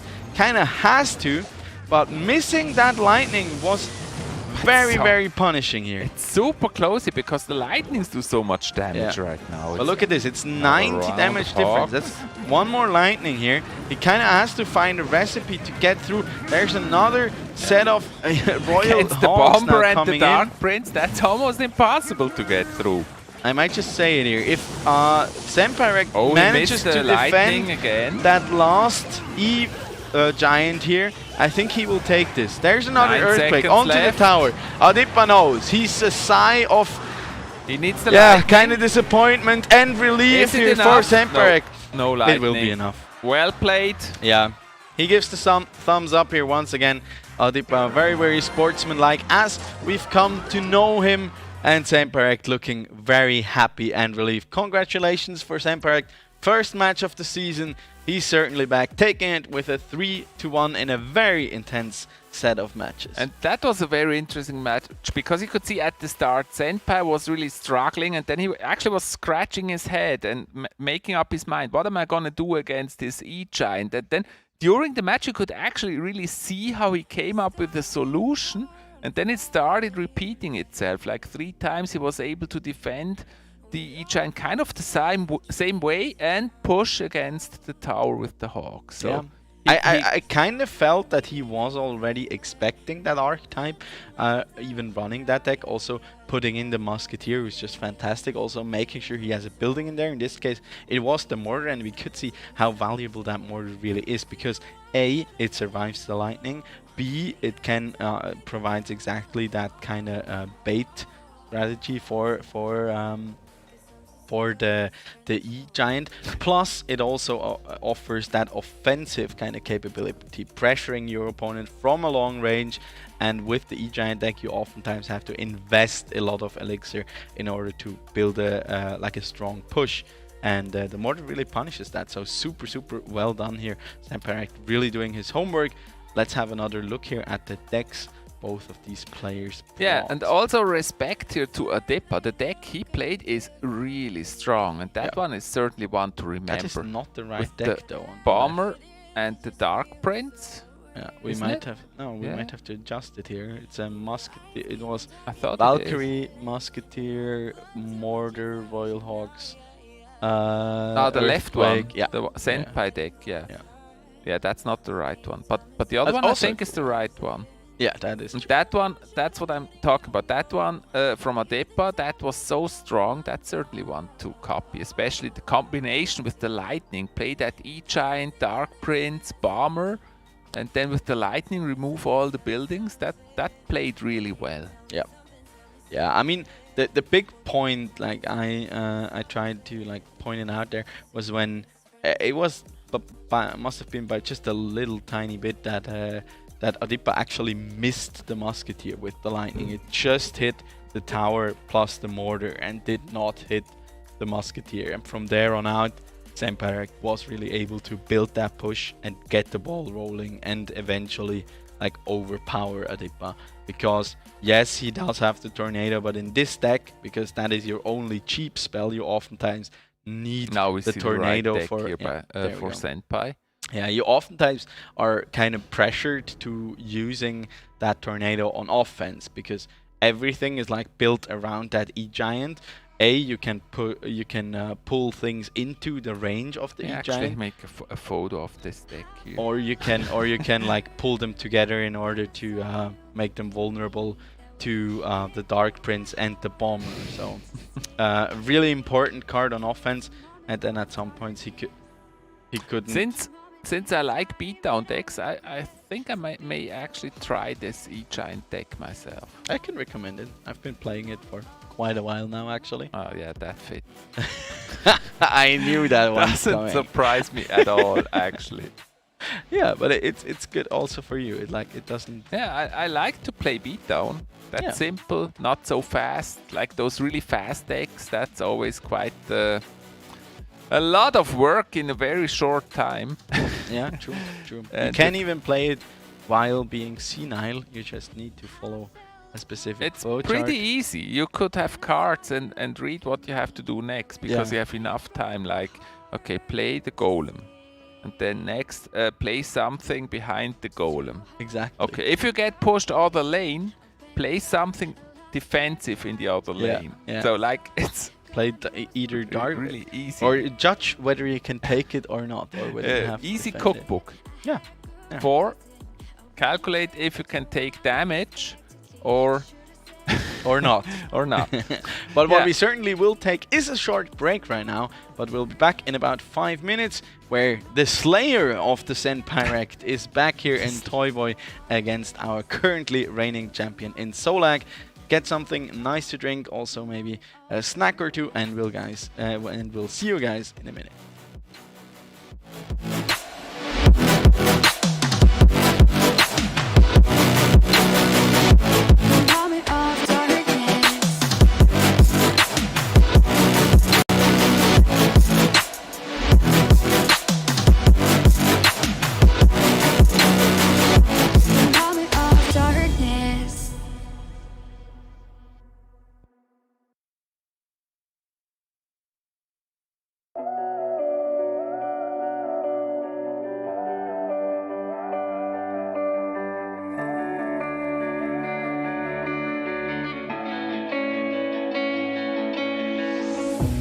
Chasing love in an empty bar. Pour a drink till I make it past. The midnight hour seems to come and go, but I know. Walk on up with a drink in hand, sipping mixers 'cause you can. And all the lights begin to switch off.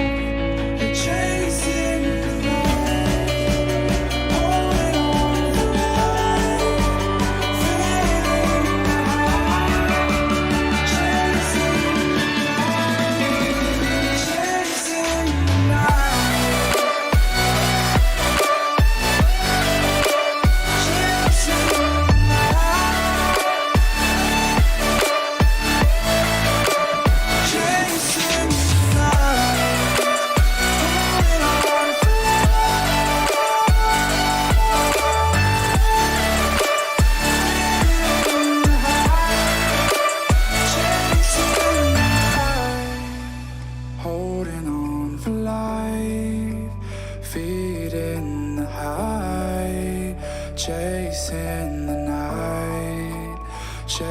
in the night. Hotel rooms and city squares, champagne bottles, drum and snare.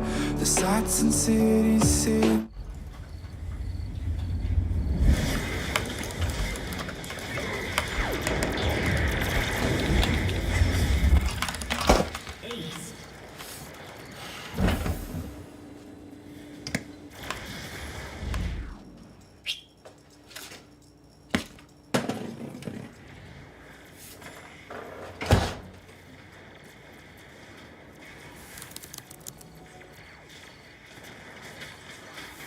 Unstoppable.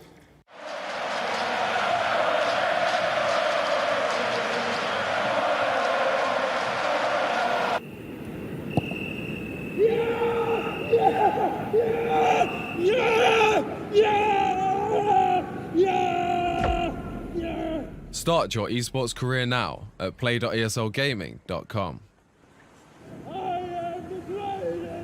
Mit dem Scheitel wäre es natürlich toll, wenn man den nicht vergisst zu machen, weil sonst ist es einfach nervig, wenn man jetzt... Alice, kannst du mir helfen mit dem WLAN-Passwort? Mom, geh doch einfach auf die My Swisscom App!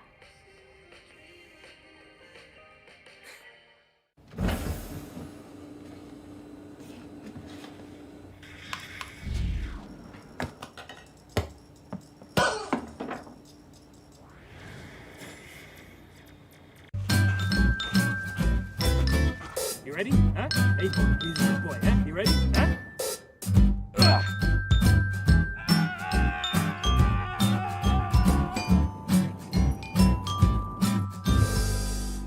Start your esports career now at play.eslgaming.com.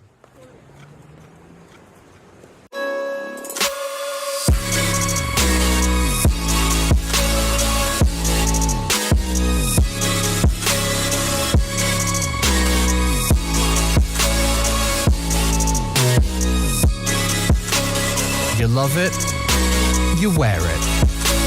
What's your style? Get your merch at shop.eslgaming.com.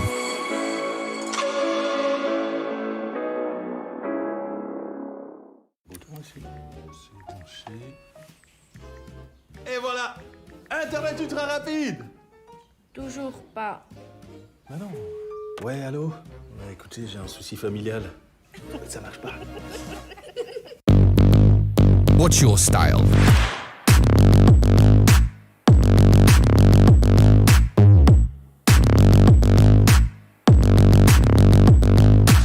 Get your merch at shop.eslgaming.com.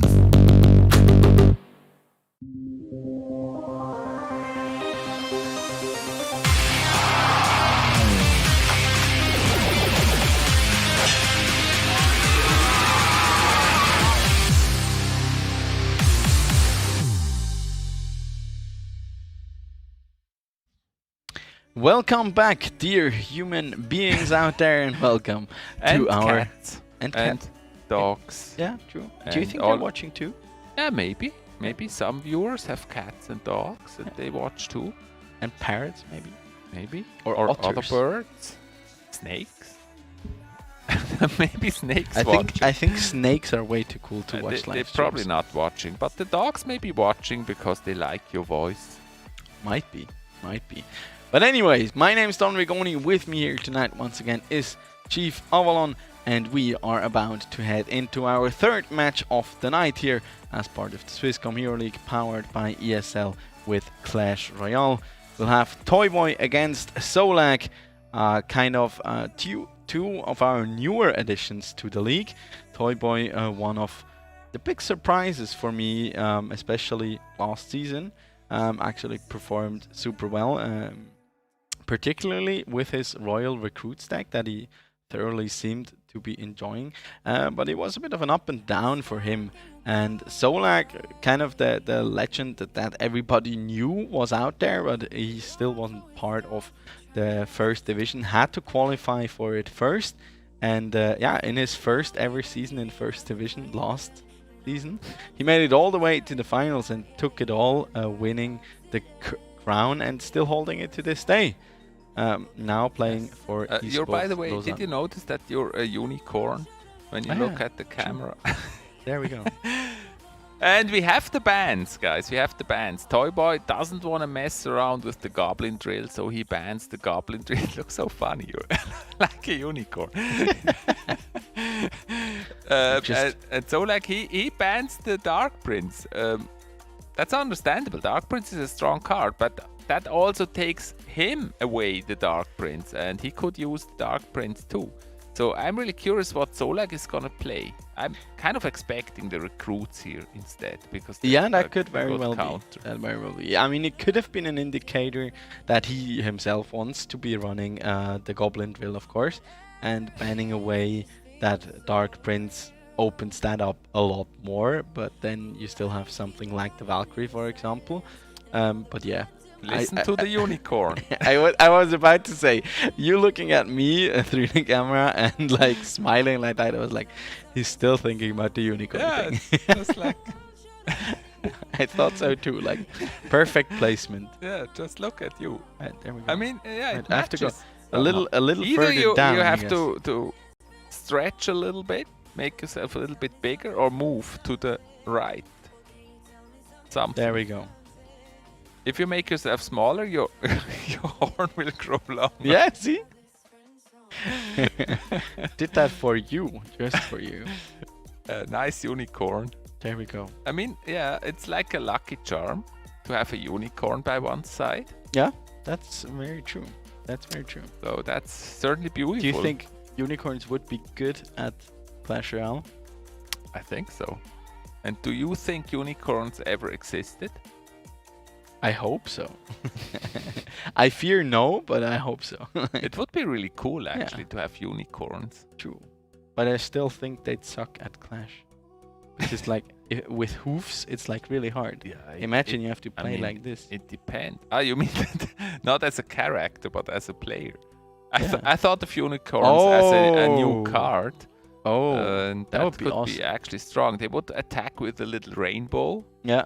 They throw rainbows. Puke rainbows on their enemy. Throw rainbows and destroy towers with their big horn. Yeah. So I could see that. That could be interesting. Interesting card. And they it would be basically cool be if they good attack against like everything. if they are like flying and they can attack with a horn, but like instead of we have a lot of like AoE cards, but instead there would be like a poke through, you know, like with a spear. They can like kill troops in a line. Yeah. Like the magic archer, but melee. Throw them away with the horn. Or that, yeah. And then also they know magic, so they could actually also something would be cool to reveal 2 or 3 cards that the opponent has in the deck at that very moment. I think at some point it gets a little something like that. Overpowered. But that would be a very cool mechanic that's still missing. Yeah. An option to reveal one of the card slots of the opponent. Well, in the competitive setting, yes. On ladder, I feel like it's oftentimes useless. Don't you think? You know it anyways. Yeah, it's like that's okay. True. Or it like doesn't really matter because you're not going up against the same opponent twice. My beautiful little unicorn. Actually, you have to make sure that you stay up. Otherwise, if you go too far down, it looks not like a unicorn, but worse. Okay. So it's a good indication to keep my back straight. Yeah. Take care. Take care, my friend, or you have something else on your head. That doesn't belong there. An S word. So, my little unicorn friend. Yeah. What do you expect from this match here that we're about to see? I honestly expect quite the explosive matchup in this one. 2 very solid meta cards and probably the currently best defensive card are banned out. What's this? Can our production stop opening chests? Can you open it? Can you stop opening boxes, please, and give us the match instead? Yeah, maybe we'll just have to do another show match. No, we should maybe tomorrow if we have time. Yeah, but probably we don't. We only have time if one of the matches doesn't take place. So next time when we have a forfeit, we will do another dragon. Yeah. Infernal Dragon challenge. Yeah. But we are getting ready right now. The invitation has been sent out and we'll be heading into the game anytime soon. Right now, the unicorn and the old man are looking forward to an exciting match, hopefully, here. You're not that old. Don't be so hard on yourself. Well played. And there we have both of them throwing back and forth a few emotes here. As it's gonna be a wall breaker deck here coming out from Zolac. So him, oh, that's punishing.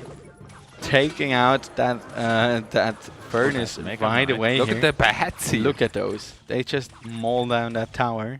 1739 HP down after 30 seconds into the match. That hurts. It really does. Yeah, and there's Tesla. And it defends super well against the Mega Knight. And it's not banned anymore. That was the previous match. Nearly. Nearly gets the King Tower activation, but not quite. And there's another cannon card. Cannon card really seems to be rising in popularity quite a bit. Yeah, and maybe remind you that Zolac is the currently ruling champion. Yeah. Defending his title. Definitely is good. Mother Witch, there's the against so the bats. punishing. It is super strong. That's a full conga line of Hoglins there running at this left-hand tower. Log there does at least get them away a little bit here. As the wall breaker. The wall breaker will also fall. Turns also into turn a hog. into Hoglin. That reminds me of Pinocchio. Somehow. Turning into a hog. Because he turned into a donkey, but... Well, they're slightly different, but they both have 4 legs, I guess. But, yeah.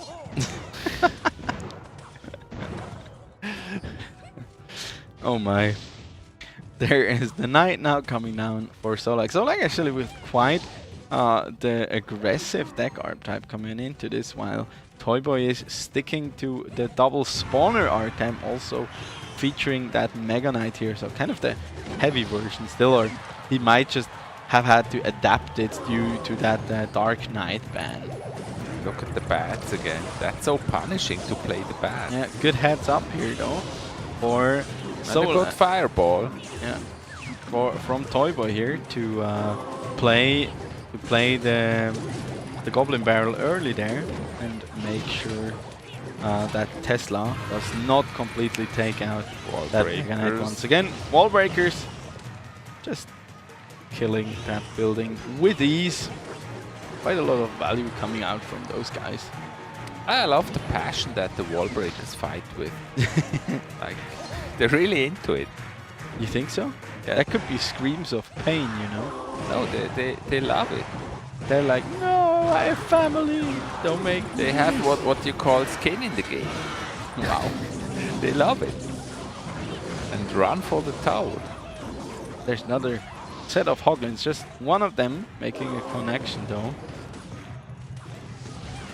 And at this point here, I think Zolac will start cycling those fireballs because he realizes, okay, he's probably not getting another wall breaker connection onto those towers. This is Great one of value these though. games where you watching it, you feel like it goes in favor of Toy Boy, but then you look at the tower, he's actually behind. Yeah.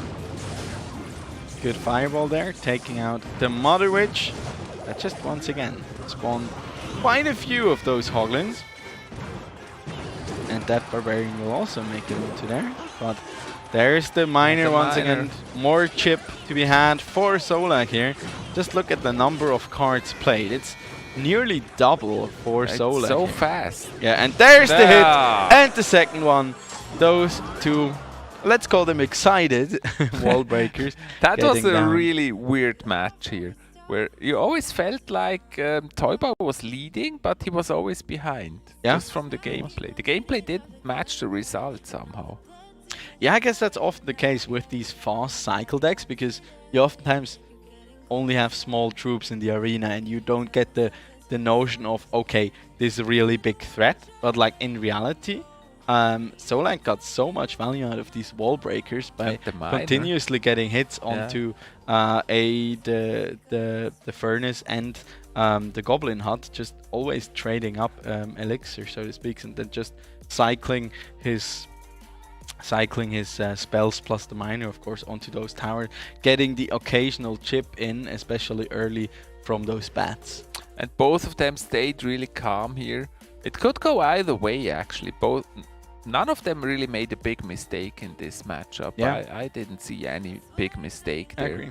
Especially for Solac, that was really important because if you mess up against this kind of deck, I mean, and Toy Boy manages to get a lot of value out of it. I mean, Mega Knight in front, a conga line of Hoglins running at the tower, and the Mother Witch behind it. Yeah, maybe Toy Boy could get more value out of the bats with his Mother Witch, and maybe that, but it's difficult.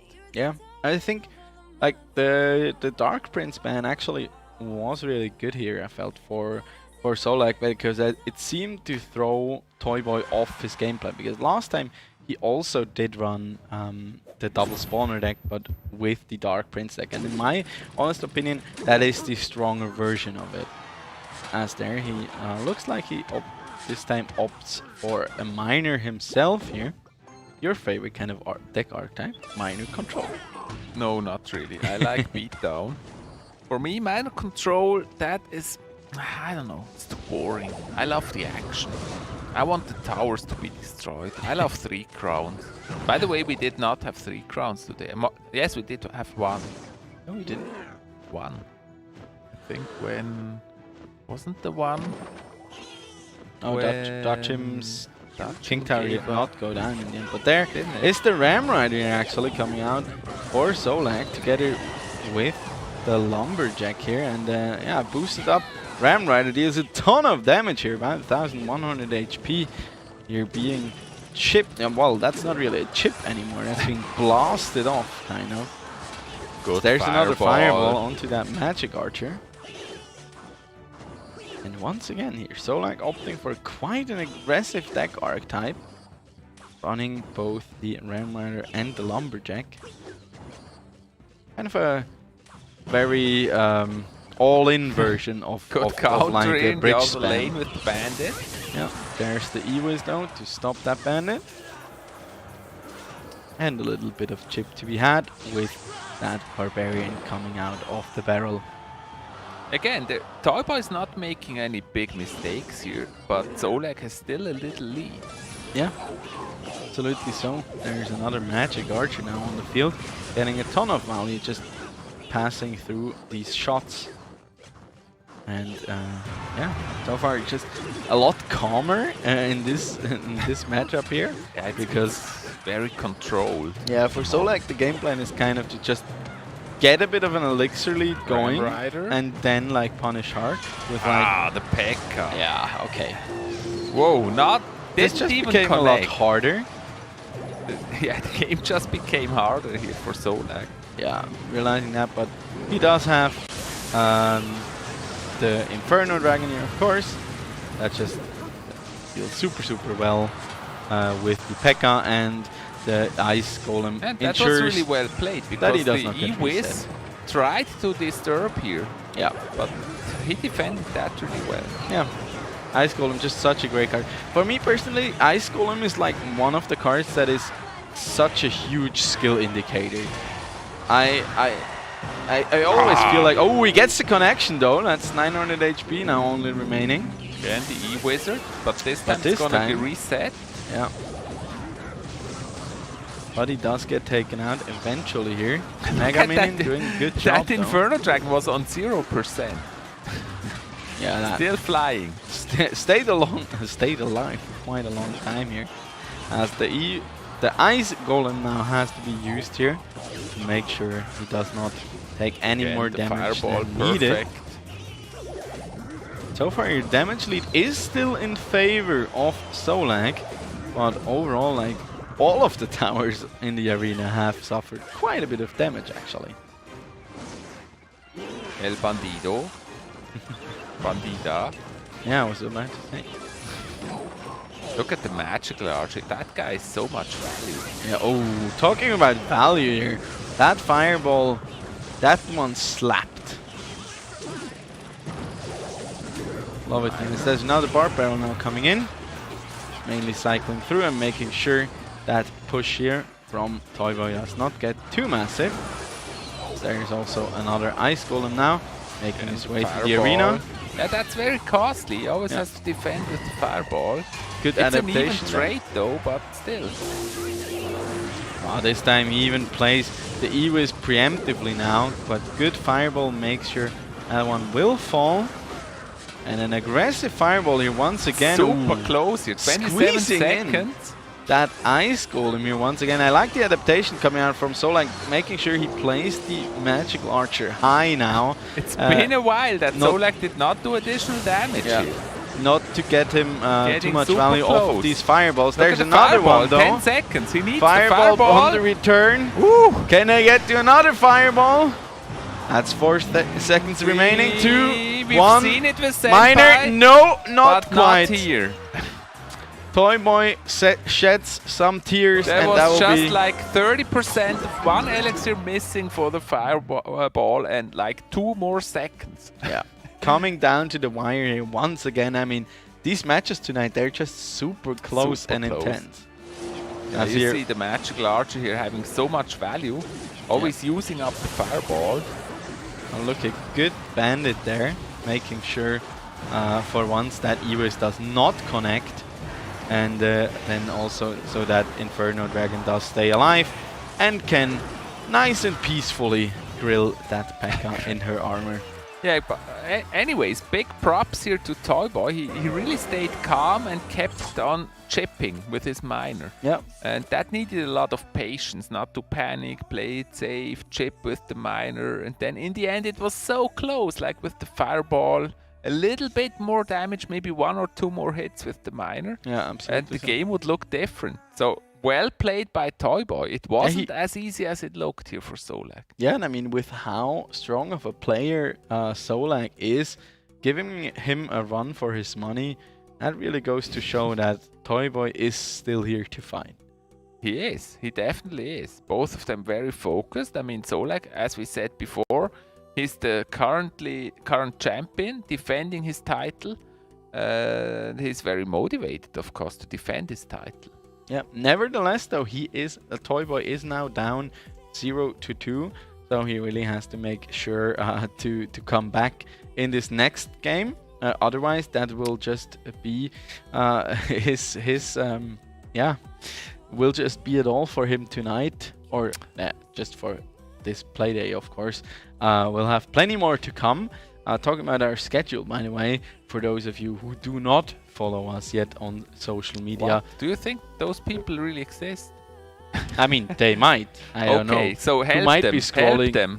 They might be scrolling Help through them now. Twitch Cables and falling. find us by accident or coincidence, or maybe because you've heard so many great rumors about Swisscom Hero League. Or about us. Yeah, welcome Our first of all. relationship. Yeah. Make sure you follow us at ESL Swiss on Instagram, Twitter, Facebook.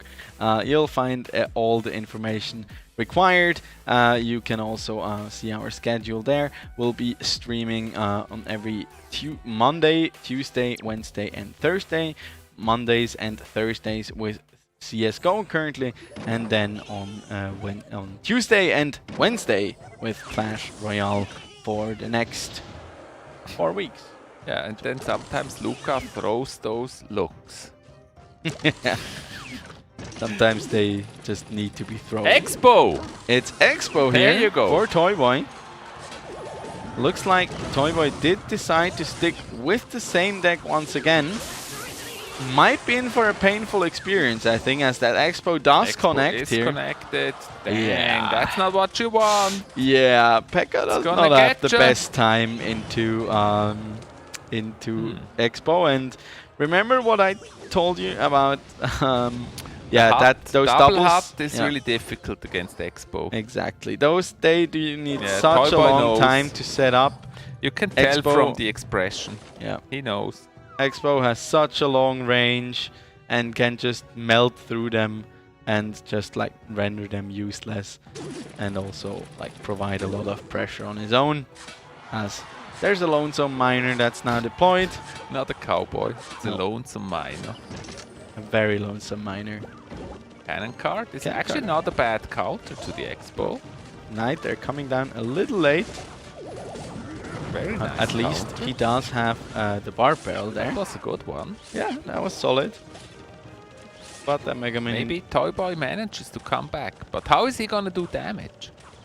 Just with the miner. That needs a Yeah, I'm lot still of wondering patience that. here with the miner. I mean... Does he still... He should still have the fireball, right? Maybe he has a graveyard. That would be cool. It's like a decent We answer. haven't seen graveyard. That would be really cool here. Yeah, but Graveyard also kind of sucks into... Against Expo. Through into that, Expo. as you would say.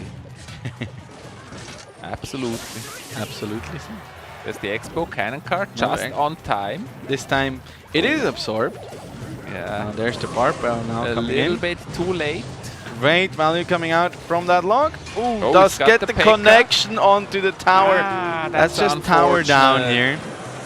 The P.E.K.K.A. was a little late. Yeah, like half a second or something. And the Tesla will just make sure that P.E.K.K.A. will go nowhere on Earth, as there is 20 seconds remaining now on the clock. And I have my doubts that Toy Boy does manage to get back into this, as there's a defensive Expo. Zolac going very just for good defensive measure. here. Yeah. And a friendly fireball saying thank you for the cool games. Yeah, making sure that King is awake here when Zolac takes the victory. And yeah, he just does not let up. Zolac here taking it with a clean 3-0. That's really one of those rock, paper, scissors, paper moments. That moment when you're called Toy Boy and your opponent does not play games. Yeah, Toy Boy could really not do much in this game. That was very you unlucky. can see his hand there. He was like, oh, damn it. Okay. This was very unlucky here. The cannon card just like a millisecond too late. Yeah. Maybe a little bit of Especially lag, the and that's P.E.K.K.A. enough here. for it being too late. So that's really... But I mean, he knew the very second when the first Expo came down, he knew he was in trouble. He knew that's gonna be hard. And then, yeah, as I said, just a little bit of lag when you drop that cannon card is enough for the Expo to connect, because that one's really fast and connects quickly. Yeah, absolutely. Yeah, that's a very sad ending here for Toy Boy. For this evening, brutal 3-0 victory, undeserved because he played really strong actually. As I said, in the last match he was unlucky, the other two matches he played really strong, so very unlucky. Let's have a quick look at the stats. What happened here? Explain us. Well, matchup advantage happened to a large part, I feel. Since so much of Toy Boy's deck is like built around the pressure that is coming from P.E.K.K.A. I mean, the building here is completely useless into like the Expo. Let's not kid ourselves. That just get mauled down by the Expo, and then he's like under pressure to do anything against it. You don't really have the strongest answers to it. I mean, Fireball, okay, it's decent, but like overall, this deck coming out from Zolac, such a fast cycle, such great answers. I mean, the skeletons alone like counter the Mega Minion and the P.E.K.K.A. and to some degree the cannon card, I guess. So it's like, yes, so good answers, and overall the Expo deck is just a deck that is meant to be played defensively and then really punish your opponent for elixir disadvantages. And in this case, with like that kind of bridge spam deck with the Goblin Hut, it's just making that exact goal so much easier for Zolac to accomplish. Yeah, thank you so much. You summed that up really, really nice. We're gonna have another match this evening, the fourth one, and that's gonna be Senpai Wrecked again, and he's gonna go against Kefran. Yeah. So that's gonna be a very interesting match, and we're gonna see that match again after a short break. So once again, you have a quick chance to grab some drinks. You may have gotten thirsty by now, and so get a drink, get snacks, and be back. See you in a bit.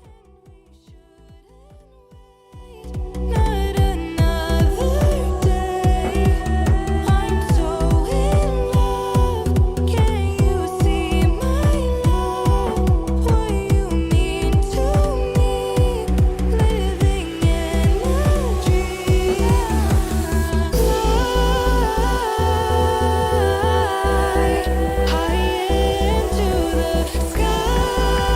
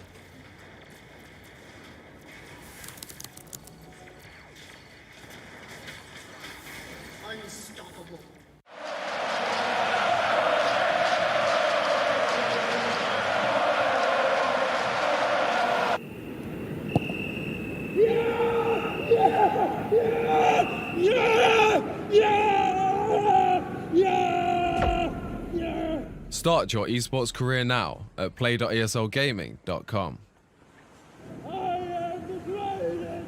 Mit dem Scheitel wäre es natürlich toll, wenn man den nicht vergisst zu machen, weil sonst ist es einfach nervig, wenn man jetzt... Alice, kannst du mir helfen mit dem WLAN-Passwort? Mom, geh doch einfach auf die My Swisscom App.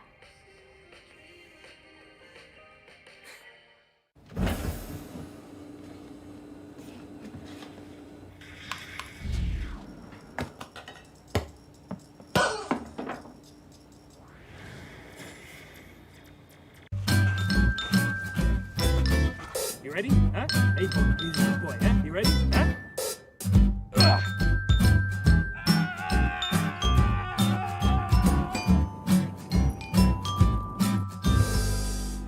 Start your esports career now at play.eslgaming.com.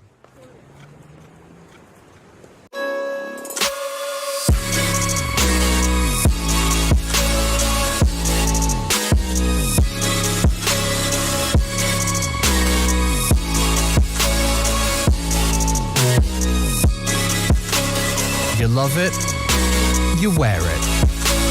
What's your style? Get your merch at shop.eslgaming.com.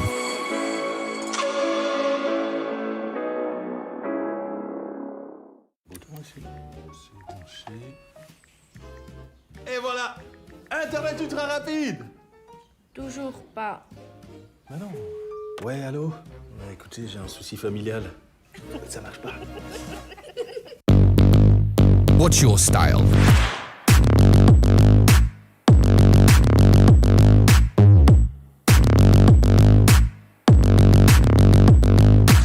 Get your merch at shop.eslgaming.com.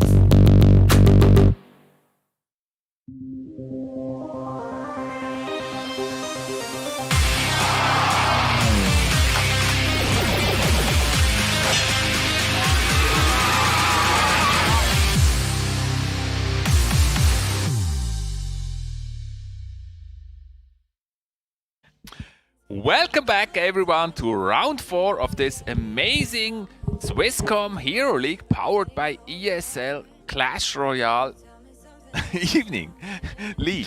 I had to fix my hair. It's gonna be, yeah, you want to look attractive, but that doesn't help in a work relationship. I do my best. Someone has to at the desk. Anyways, what I wanted to say, it's just disappeared. Again, we are happy to be your guests. Luca Don Rigoni, you find us on social media, and him presenting here those amazing matches with me. This is total messy.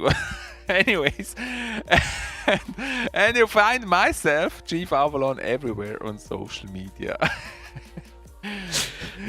We breathe in. We're going to match number 4. Breathe out.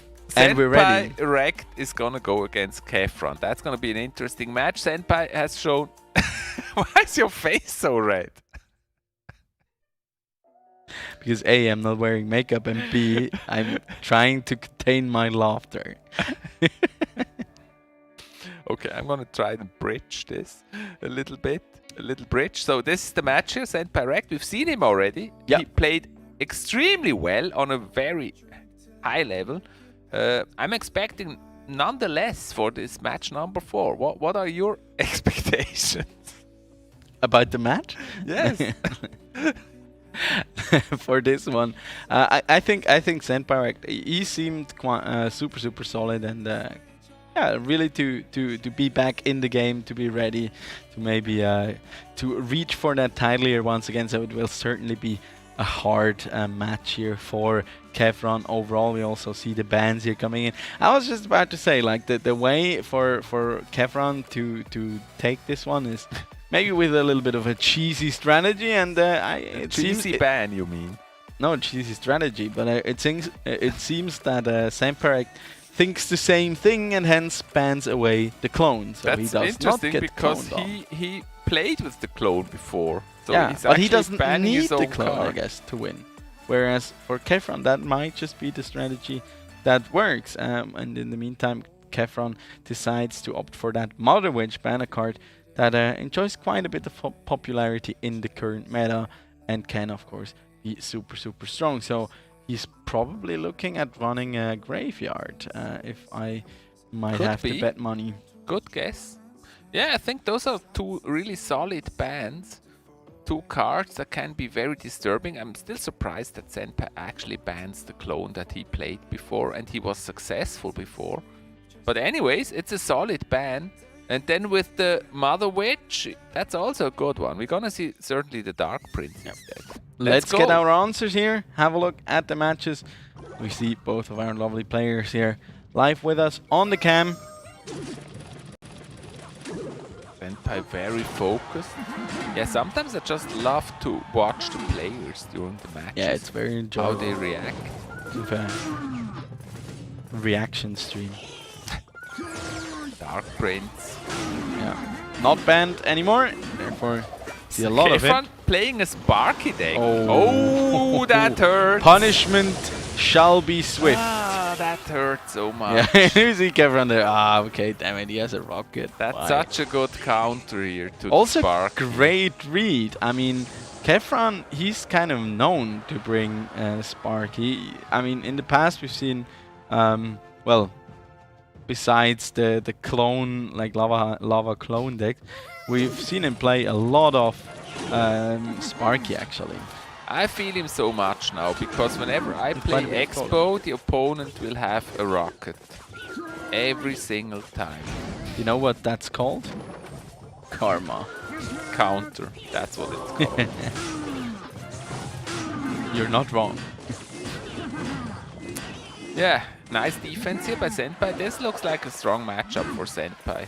Yeah, Especially might be a tough one here for Kefron to stand tall against this. Sparky wanted to shoot. The Dark Prince decided otherwise. Let's go away. That's Okay. a perfect rocket. Oh dang, look at this high value rocket.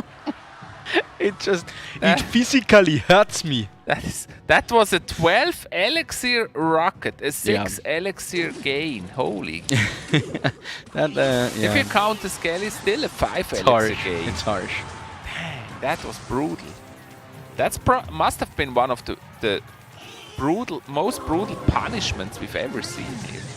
Yeah, I think definitely agree with that one. That's And so just painful. with that rocket, it's just so hard here for Kefron to ever build like a significant push. He's even running The Goblin Jump. the Rage there in his deck. The Miner. He is really resorting to a bit of unconventional strategies, which makes total sense here into Senpai Rect. But I think Senpai Rect is very, very aware of the potential outs for his opponent. He needs just one Sparky connect, but that's gonna be difficult. Here's the E-Barbs. He's like a really strong poker player, Senpai. He always knows what like his opponent's outs are and how to take advantage of them. And in this case, it's just... That was a very solid match here for Senpai, really. I mean, he had rock, scissors, paper. He's got the rocket, so it's gonna be really difficult. Yeah, just super strong. Also goes super song. Super song. Especially how he hits those E-barbs. That one here. Yeah. Can we play that in a loop, in a please? loop? So with some music behind it.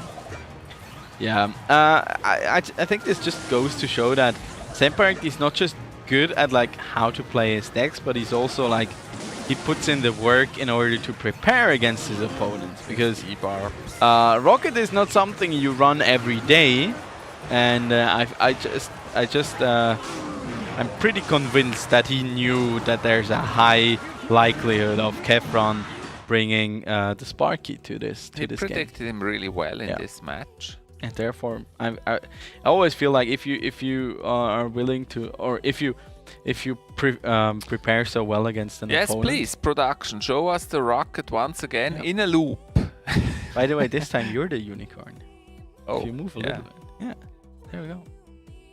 2 unicorns. But actually, let's have another look at that locket. And that rocket. There's the rocket. Our collective satisfaction here. What a beautiful rocket. That's a 5 elixir win. Actually, one Skelly lives, so he lives to tell the tale. There is another one. And another one. And Boom. another one. We love that. We want that. And we need because that. all good things are coming. Good things come in threes. Such a beautiful moment. Dang. There we go. Also, did you realize like Kefron constantly shaking his head? He's like, this is so satisfying. This cannot be happening. So satisfying. But did you notice how Senpai absolutely no reaction? Yeah, he's to it? Like literally, cool guys don't look at explosion.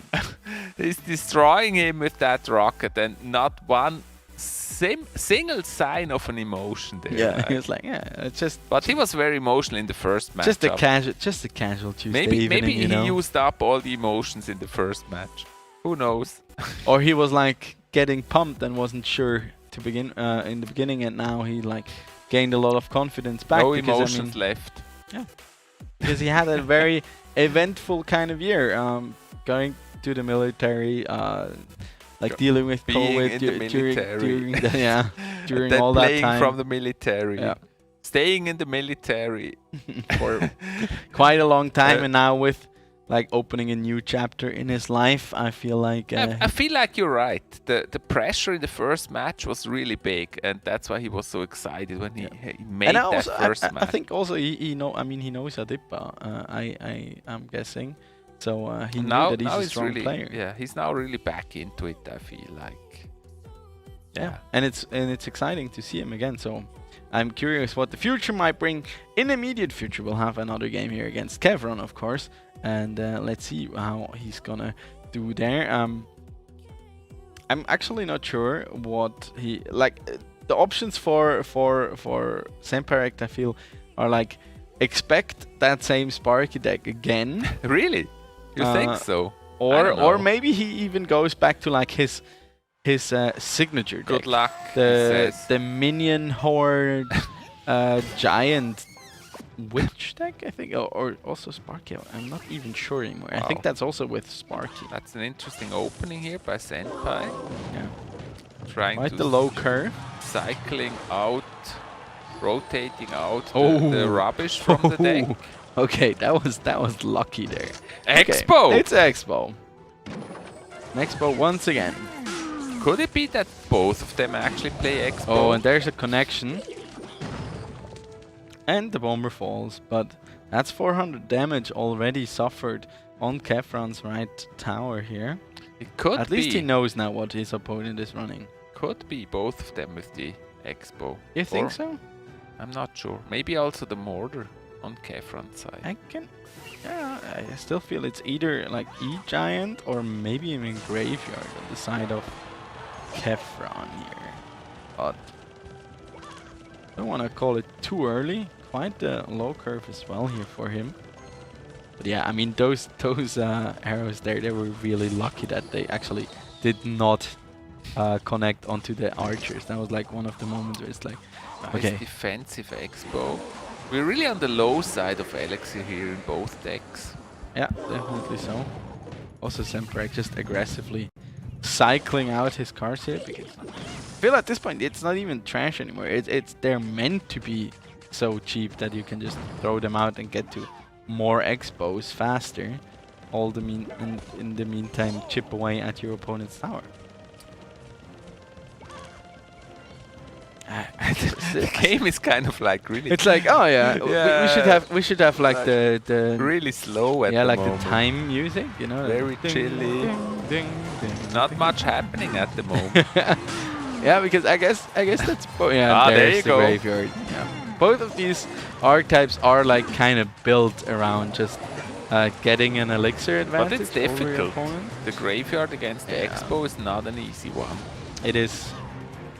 I don't want to call it impossible, but it's like really hard because you can set it up like this on defense with just like the Two defensive expos. Yeah. There's this another one, and then just make sure that you cannot, like your opponent cannot simultaneously pressure your defensive building plus your offensive building, I guess, because it's the same. And you could even like play it next to the tower that you know your opponent's going to target with that graveyard, and then it just absorbs the hits as well, besides taking down all the skeletons. Yeah, Another attempt here for Kefron. Also very interesting placement here by Senpai with the Expo far to the left. Yeah. To make sure it doesn't get destroyed by accident. But also now Another going back one. to another aggressive one here to make sure that he the bomber because he hits still the needs. Expo. I mean, he still needs to get some more damage in. But here now, two expos firing away at that Expo's Tesla. gonna Great connect. block here, yeah. And, gets a few that's a lot of shots. damage. Still, no, not quite, but very even. close in terms of damage.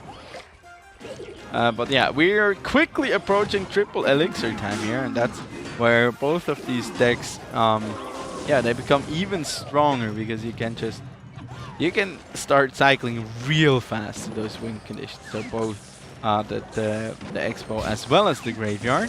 Setting up the Expo nicely there Yeah. with the Tesla. Like at this point, there's just more value. There's the Again! connection. Another connect. Yeah. I mean, look at this. So many troops being deployed by Kefron. The poison plus the arrows invested, and still he Very aggressive he takes like Expo. 300 damage. So yeah, Wow, Expo just that so fireball. strong.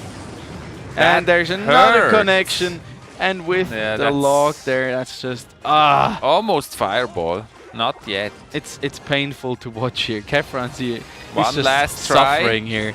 One more fireball, and that There's will the be all she arrows. wrote. No arrows. Yeah, Semperek at this point, he knows, okay, Well just played. make sure I There's don't the get hit. fireball.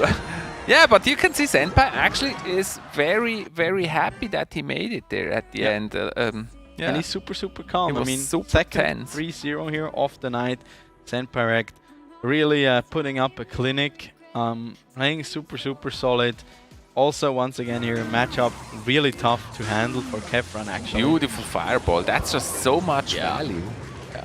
And I mean, I know if it was me in Kefron's situation, I would just be beyond frustrated. Like, okay, he played me well. He played me well. He predicted him kind of in Yeah. both matches. Yeah.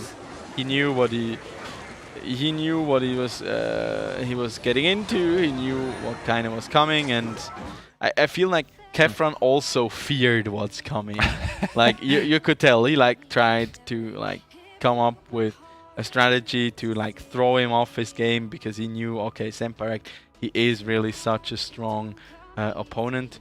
And wasn't that the third? No, that's a 2-0. Oh, it's Another one. Yeah, I got it another one. completely wrong. I really My love bad. that we have those replays now. Big thanks here to production for making those replays possible. Yeah. I think that really adds a lot here to the commentary because we're actually able to show you the highlights again. To watch Rockets. It's really. Why are you so red? You're still red in the face. That's just- somehow. I think that's- it's the light. It Yeah. must be the light. It's just my tan, you know. The tan. The tan. No, it's actually it's rust from all the rain. You know, I tried getting tan, but since it always rained, I just rusted. Yeah, that's sad. A sad life you have. Okay. Always Shots in the fired. rain. That's really sad. I'm still waiting for the summer, by the way. Maybe, Well, maybe don't one time this year we'll have summer. Don't get your hopes up, my friend. I think I counted like, I don't know, let's be gracious here, like 10 summer days this year. Yeah, like probably. that I could really enjoy. Well, we had some in April, I guess. That's probably it. But yeah, let's talk about less depressive things than summer 2021 and get back into the game here. Match point. Not up 3-0, but 2-0. I stand correct. This is his first of 3 match points.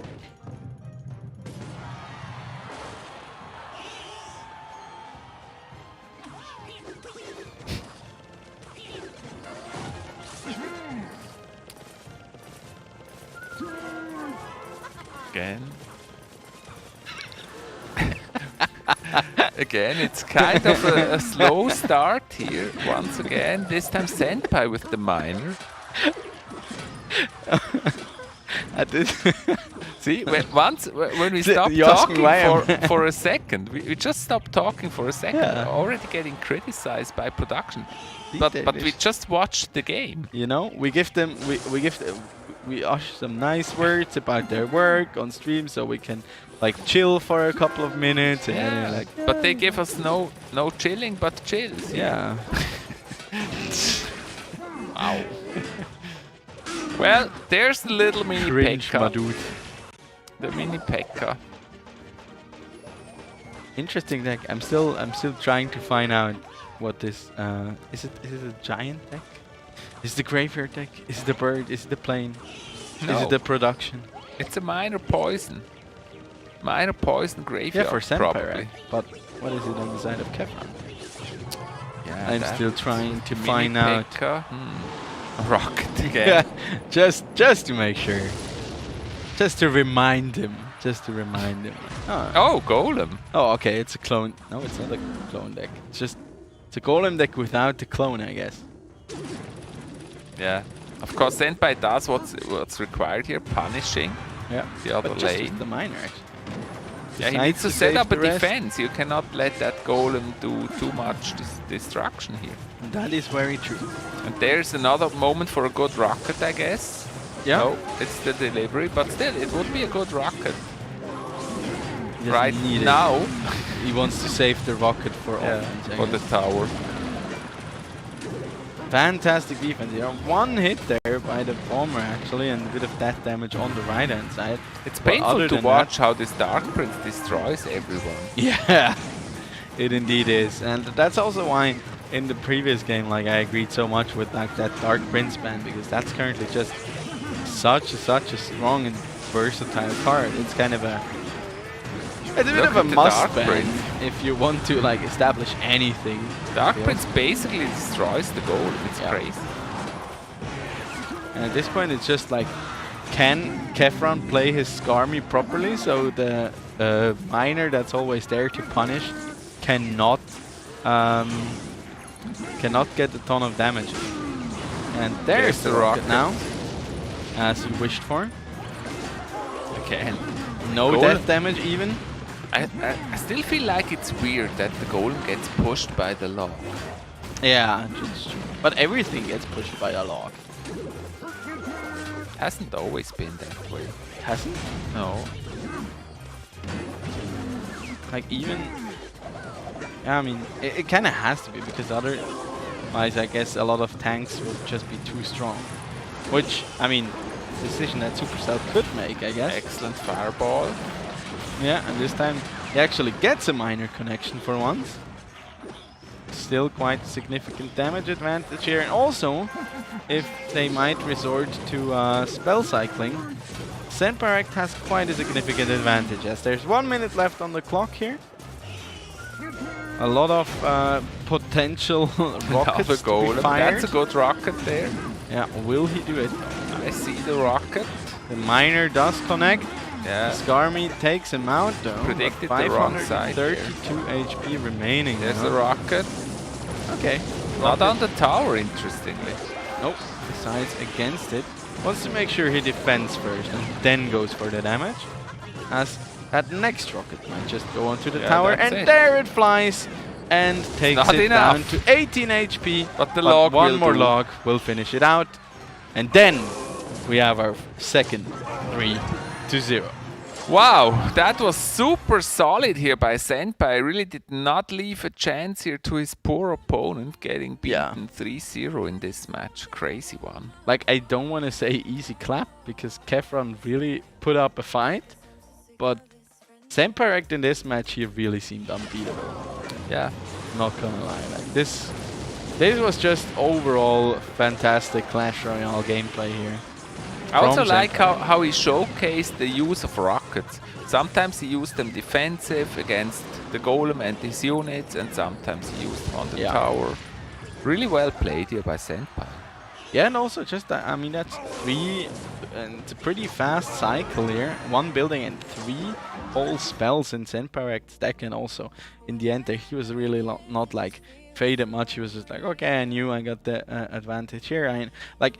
You could tell that he knows what he was doing, how to play against this archetype, and yeah, just like knew, okay, let's just bring this home and we're good to go.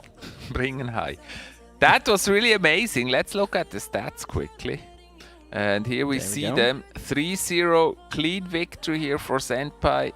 Well played Senpai tonight. 2 wins, amazing. That gives him 6 points. We're gonna have a look at the stats right afterwards. So, but here from this you cannot really tell that they did anything wrong. Pretty close with the elixir usage and all that. I think Kefran was really well predicted by Senpai. That was the problem. Yeah, all the way through. I mean, in the first one he was just expecting, okay, I banned out the clone. That would have probably been what he would have brought against him. Let's just make sure we ban that out, because if you don't have the proper deck or cycle for it, you can just get overrun by a clone deck. That's just oftentimes what really can happen. So it was like, okay, there's a big chance he might play the Sparky, whether it's Sparky Goblin Giant that he's shown a lot in the past, or that is like his signature Giant Sparky Minion Horde deck that we've seen a lot less in the past 2 seasons, I feel, but occasionally popped up again. Would do great against that one too, and then in the second one he also countered him, and for this one I think he didn't even know that he would bring a golem deck, but he was just like, okay, this is a super solid deck, I can pretty much go up against anything, hence it is a minor control deck after all. I mean, yeah. Also here the ban was perfect. He banned clone, and so he couldn't bring clone with the golem, which is something that Senpai played himself in the first matchup. And so it really comes down to Senpai. I feel like he studied Kefran really well and predicted really well what he's gonna play. Yeah, and I personally really admire that skill or that dedication in a player, because you can accomplish so much if you do not even need per se the mechanics or the fundamentals of a specific deck or archetype, if you just know a few general rules and then just study your opponent. Look what they like to play, how they like to play it. To a certain degree, you can never rely too much on that, because they can always switch it up during a match and like adapt to what and how you're playing. But like especially like the core cards, like the win conditions you like to run, the little nitty-gritty details that your deck might contain, being ready for those and not get taken off guard by these few adaptations to current meta decks, or also like more unconventional decks, might just give you more or less a free win. I mean, that rocket in the first matchup was like, okay, yeah, good luck, my friend. Keep playing those sparkies. Yeah, what you describe here is definitely a very professional approach to the game that Senpai is taking. Yeah, but also one that everyone can do. Could do, yeah. But I feel like not many do actually. Let's have a look at the standings here. If production will, yeah, there we go. So currently we have Solac here on the number 1 spot with amazing 3 wins. Incredible 3 wins for Solac, our current defending champion.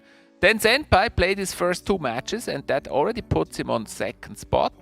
And Jesus with also 2 wins, but also 1 loss, currently on place number 3. Well, I mean, to be fair, that loss was against his teammate in Zolac, so I think that is something you're willing to take because they knew to begin with, like one of them had to take a loss in that matchup because that one's going to happen. Yeah, but then following them is our Kefran, Dachim, and Baumbert.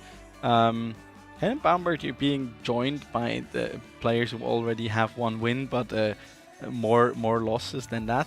Baumbert, of course, already having completed 4 of his game. Compared to others. I think Baumbert should actually be on the last place here, right? Oh yeah, theoretically with yes. 3 losses. Yeah, theoretically yes. All the others are actually all tied with 1 win to their name and 2 losses each, except for Baumbert, of course, who is currently still a bit of a sad tree, but we'll see. Sad tree.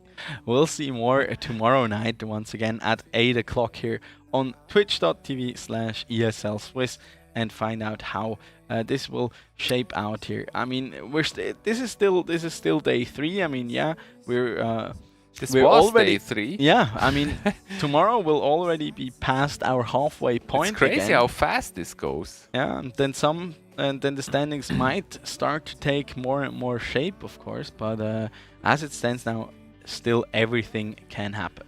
Tomorrow, after day 4 already, that's more than middle of the season, with 7 matches basically in this group phase, and 7 match days in this group phase, and then already in the playoffs. So day 4 tomorrow will be very, very interesting. Don't miss it. Another amazing Clash Royale evening tomorrow, same time, same 2 guys commentating for you. So don't miss that one. And then there is more action going on, not only Clash Royale. Maybe you want to share with the audience what that's all about. Yeah, if you still can't get enough and want to check out more of our titles, we also got CSGO on each Thursday and Monday, of course. So make sure you check us out then. Also here on twitch.tv/ESL Swiss.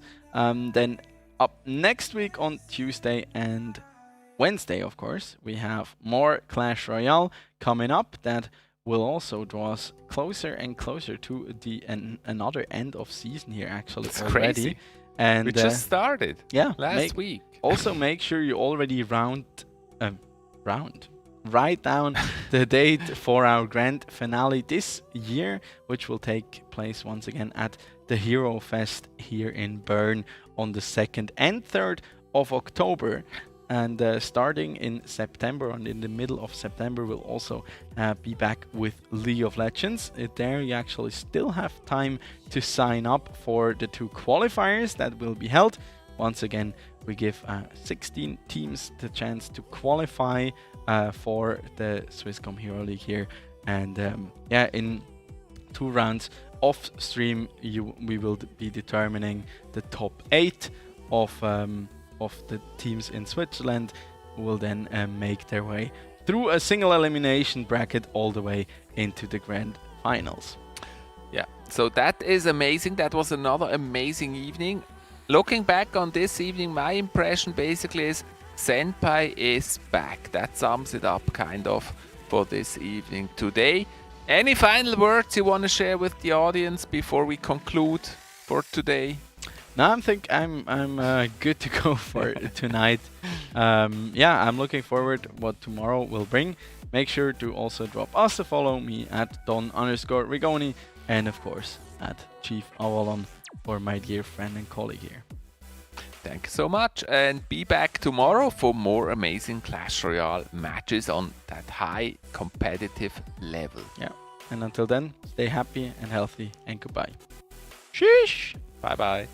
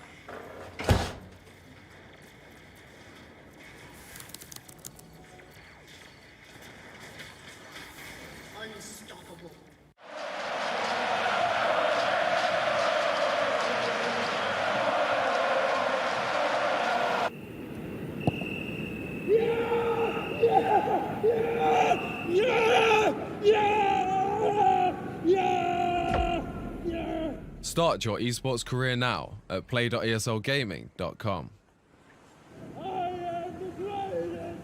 Mit dem Scheitel wäre es natürlich toll, wenn man den nicht vergisst zu machen, weil sonst ist es einfach nervig, wenn man jetzt... Alice, kannst du mir helfen mit dem WLAN-Passwort? Mom, geh doch einfach auf die My Swisscom App.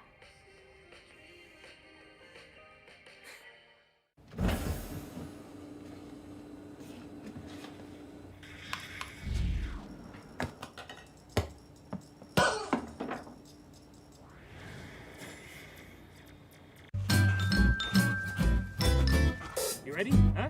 Hey, he's a good boy, huh? You ready? Huh?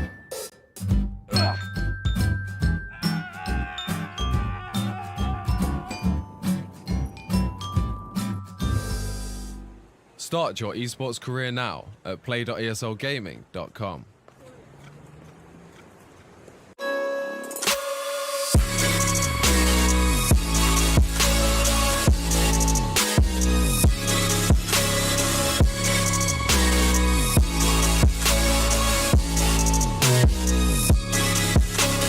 You love it, you wear it. What's your style? Get your merch at shop.eslgaming.com.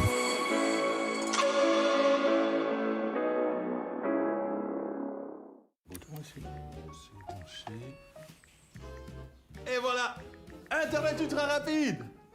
Toujours pas. Mais non. Ouais, allô? Ouais, écoutez, j'ai un souci familial. Ça marche pas. What's your style?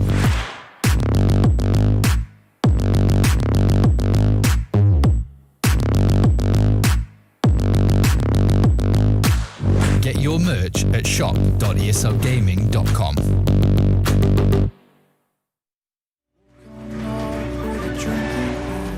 Sipping excess 'cause you can. Dawn lights begin to switch on. You're chasing the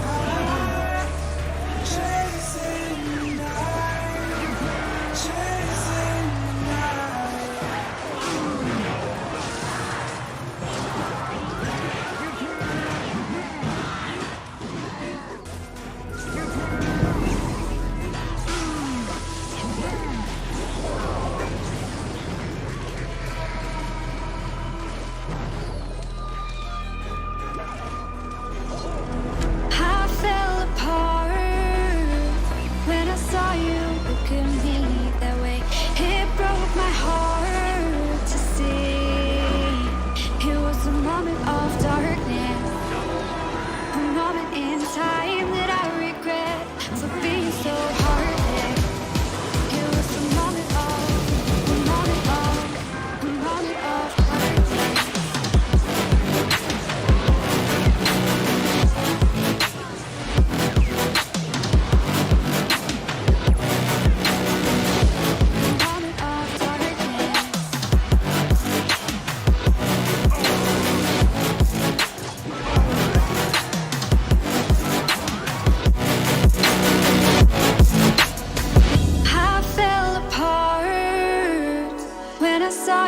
Look at me that way.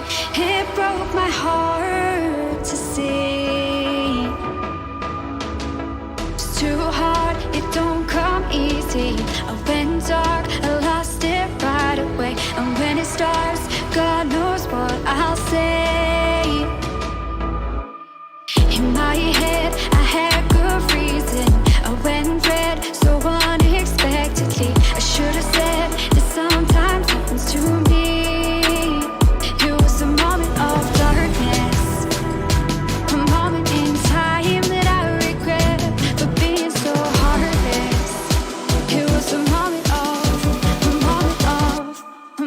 Of darkness.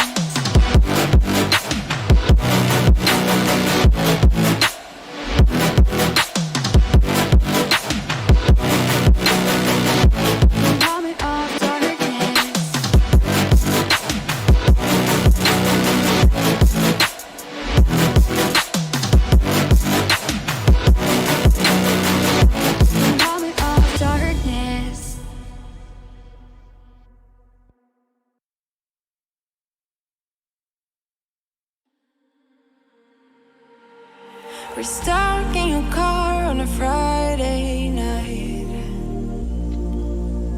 and we laugh away stuff we try not to talk about. Still your smile keep on heating up the climate, and all the blood to my cheeks are rushing out, yeah, yeah. And by accident, you're getting closer. Well, can you tell me something, tell me something? Is it a wild shot of letting you know that you're the topic of all of my thoughts, yeah. 'Cause I'm so sick of this friend zone.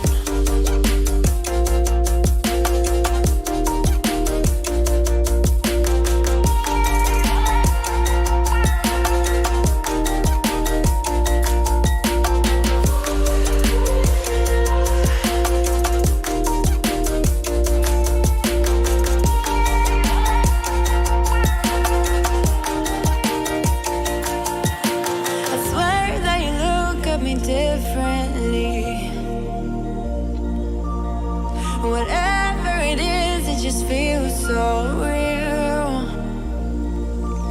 And your eyes keep on talking in the silence, and all the blood to my cheeks are rushing out, yeah, yeah. And I'm hoping you are getting closer. Well, can you tell me something, tell me something? Is it a wild shot of letting you know that you're the topic of all of my thoughts, yeah. And that I'm sick of this friend zone. Well, can you tell me something, tell me something? Well, can you tell me something, tell me something? Well, can you tell me something, tell me something? 'Cause I'm so sick of this friend zone.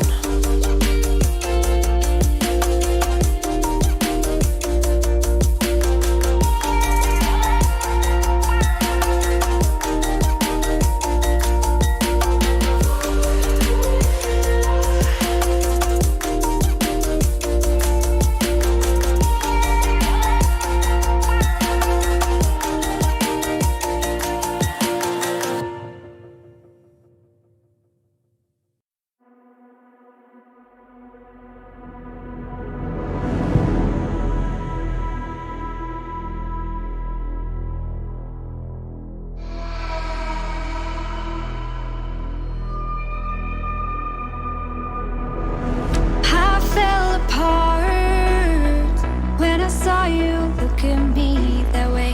It broke my heart.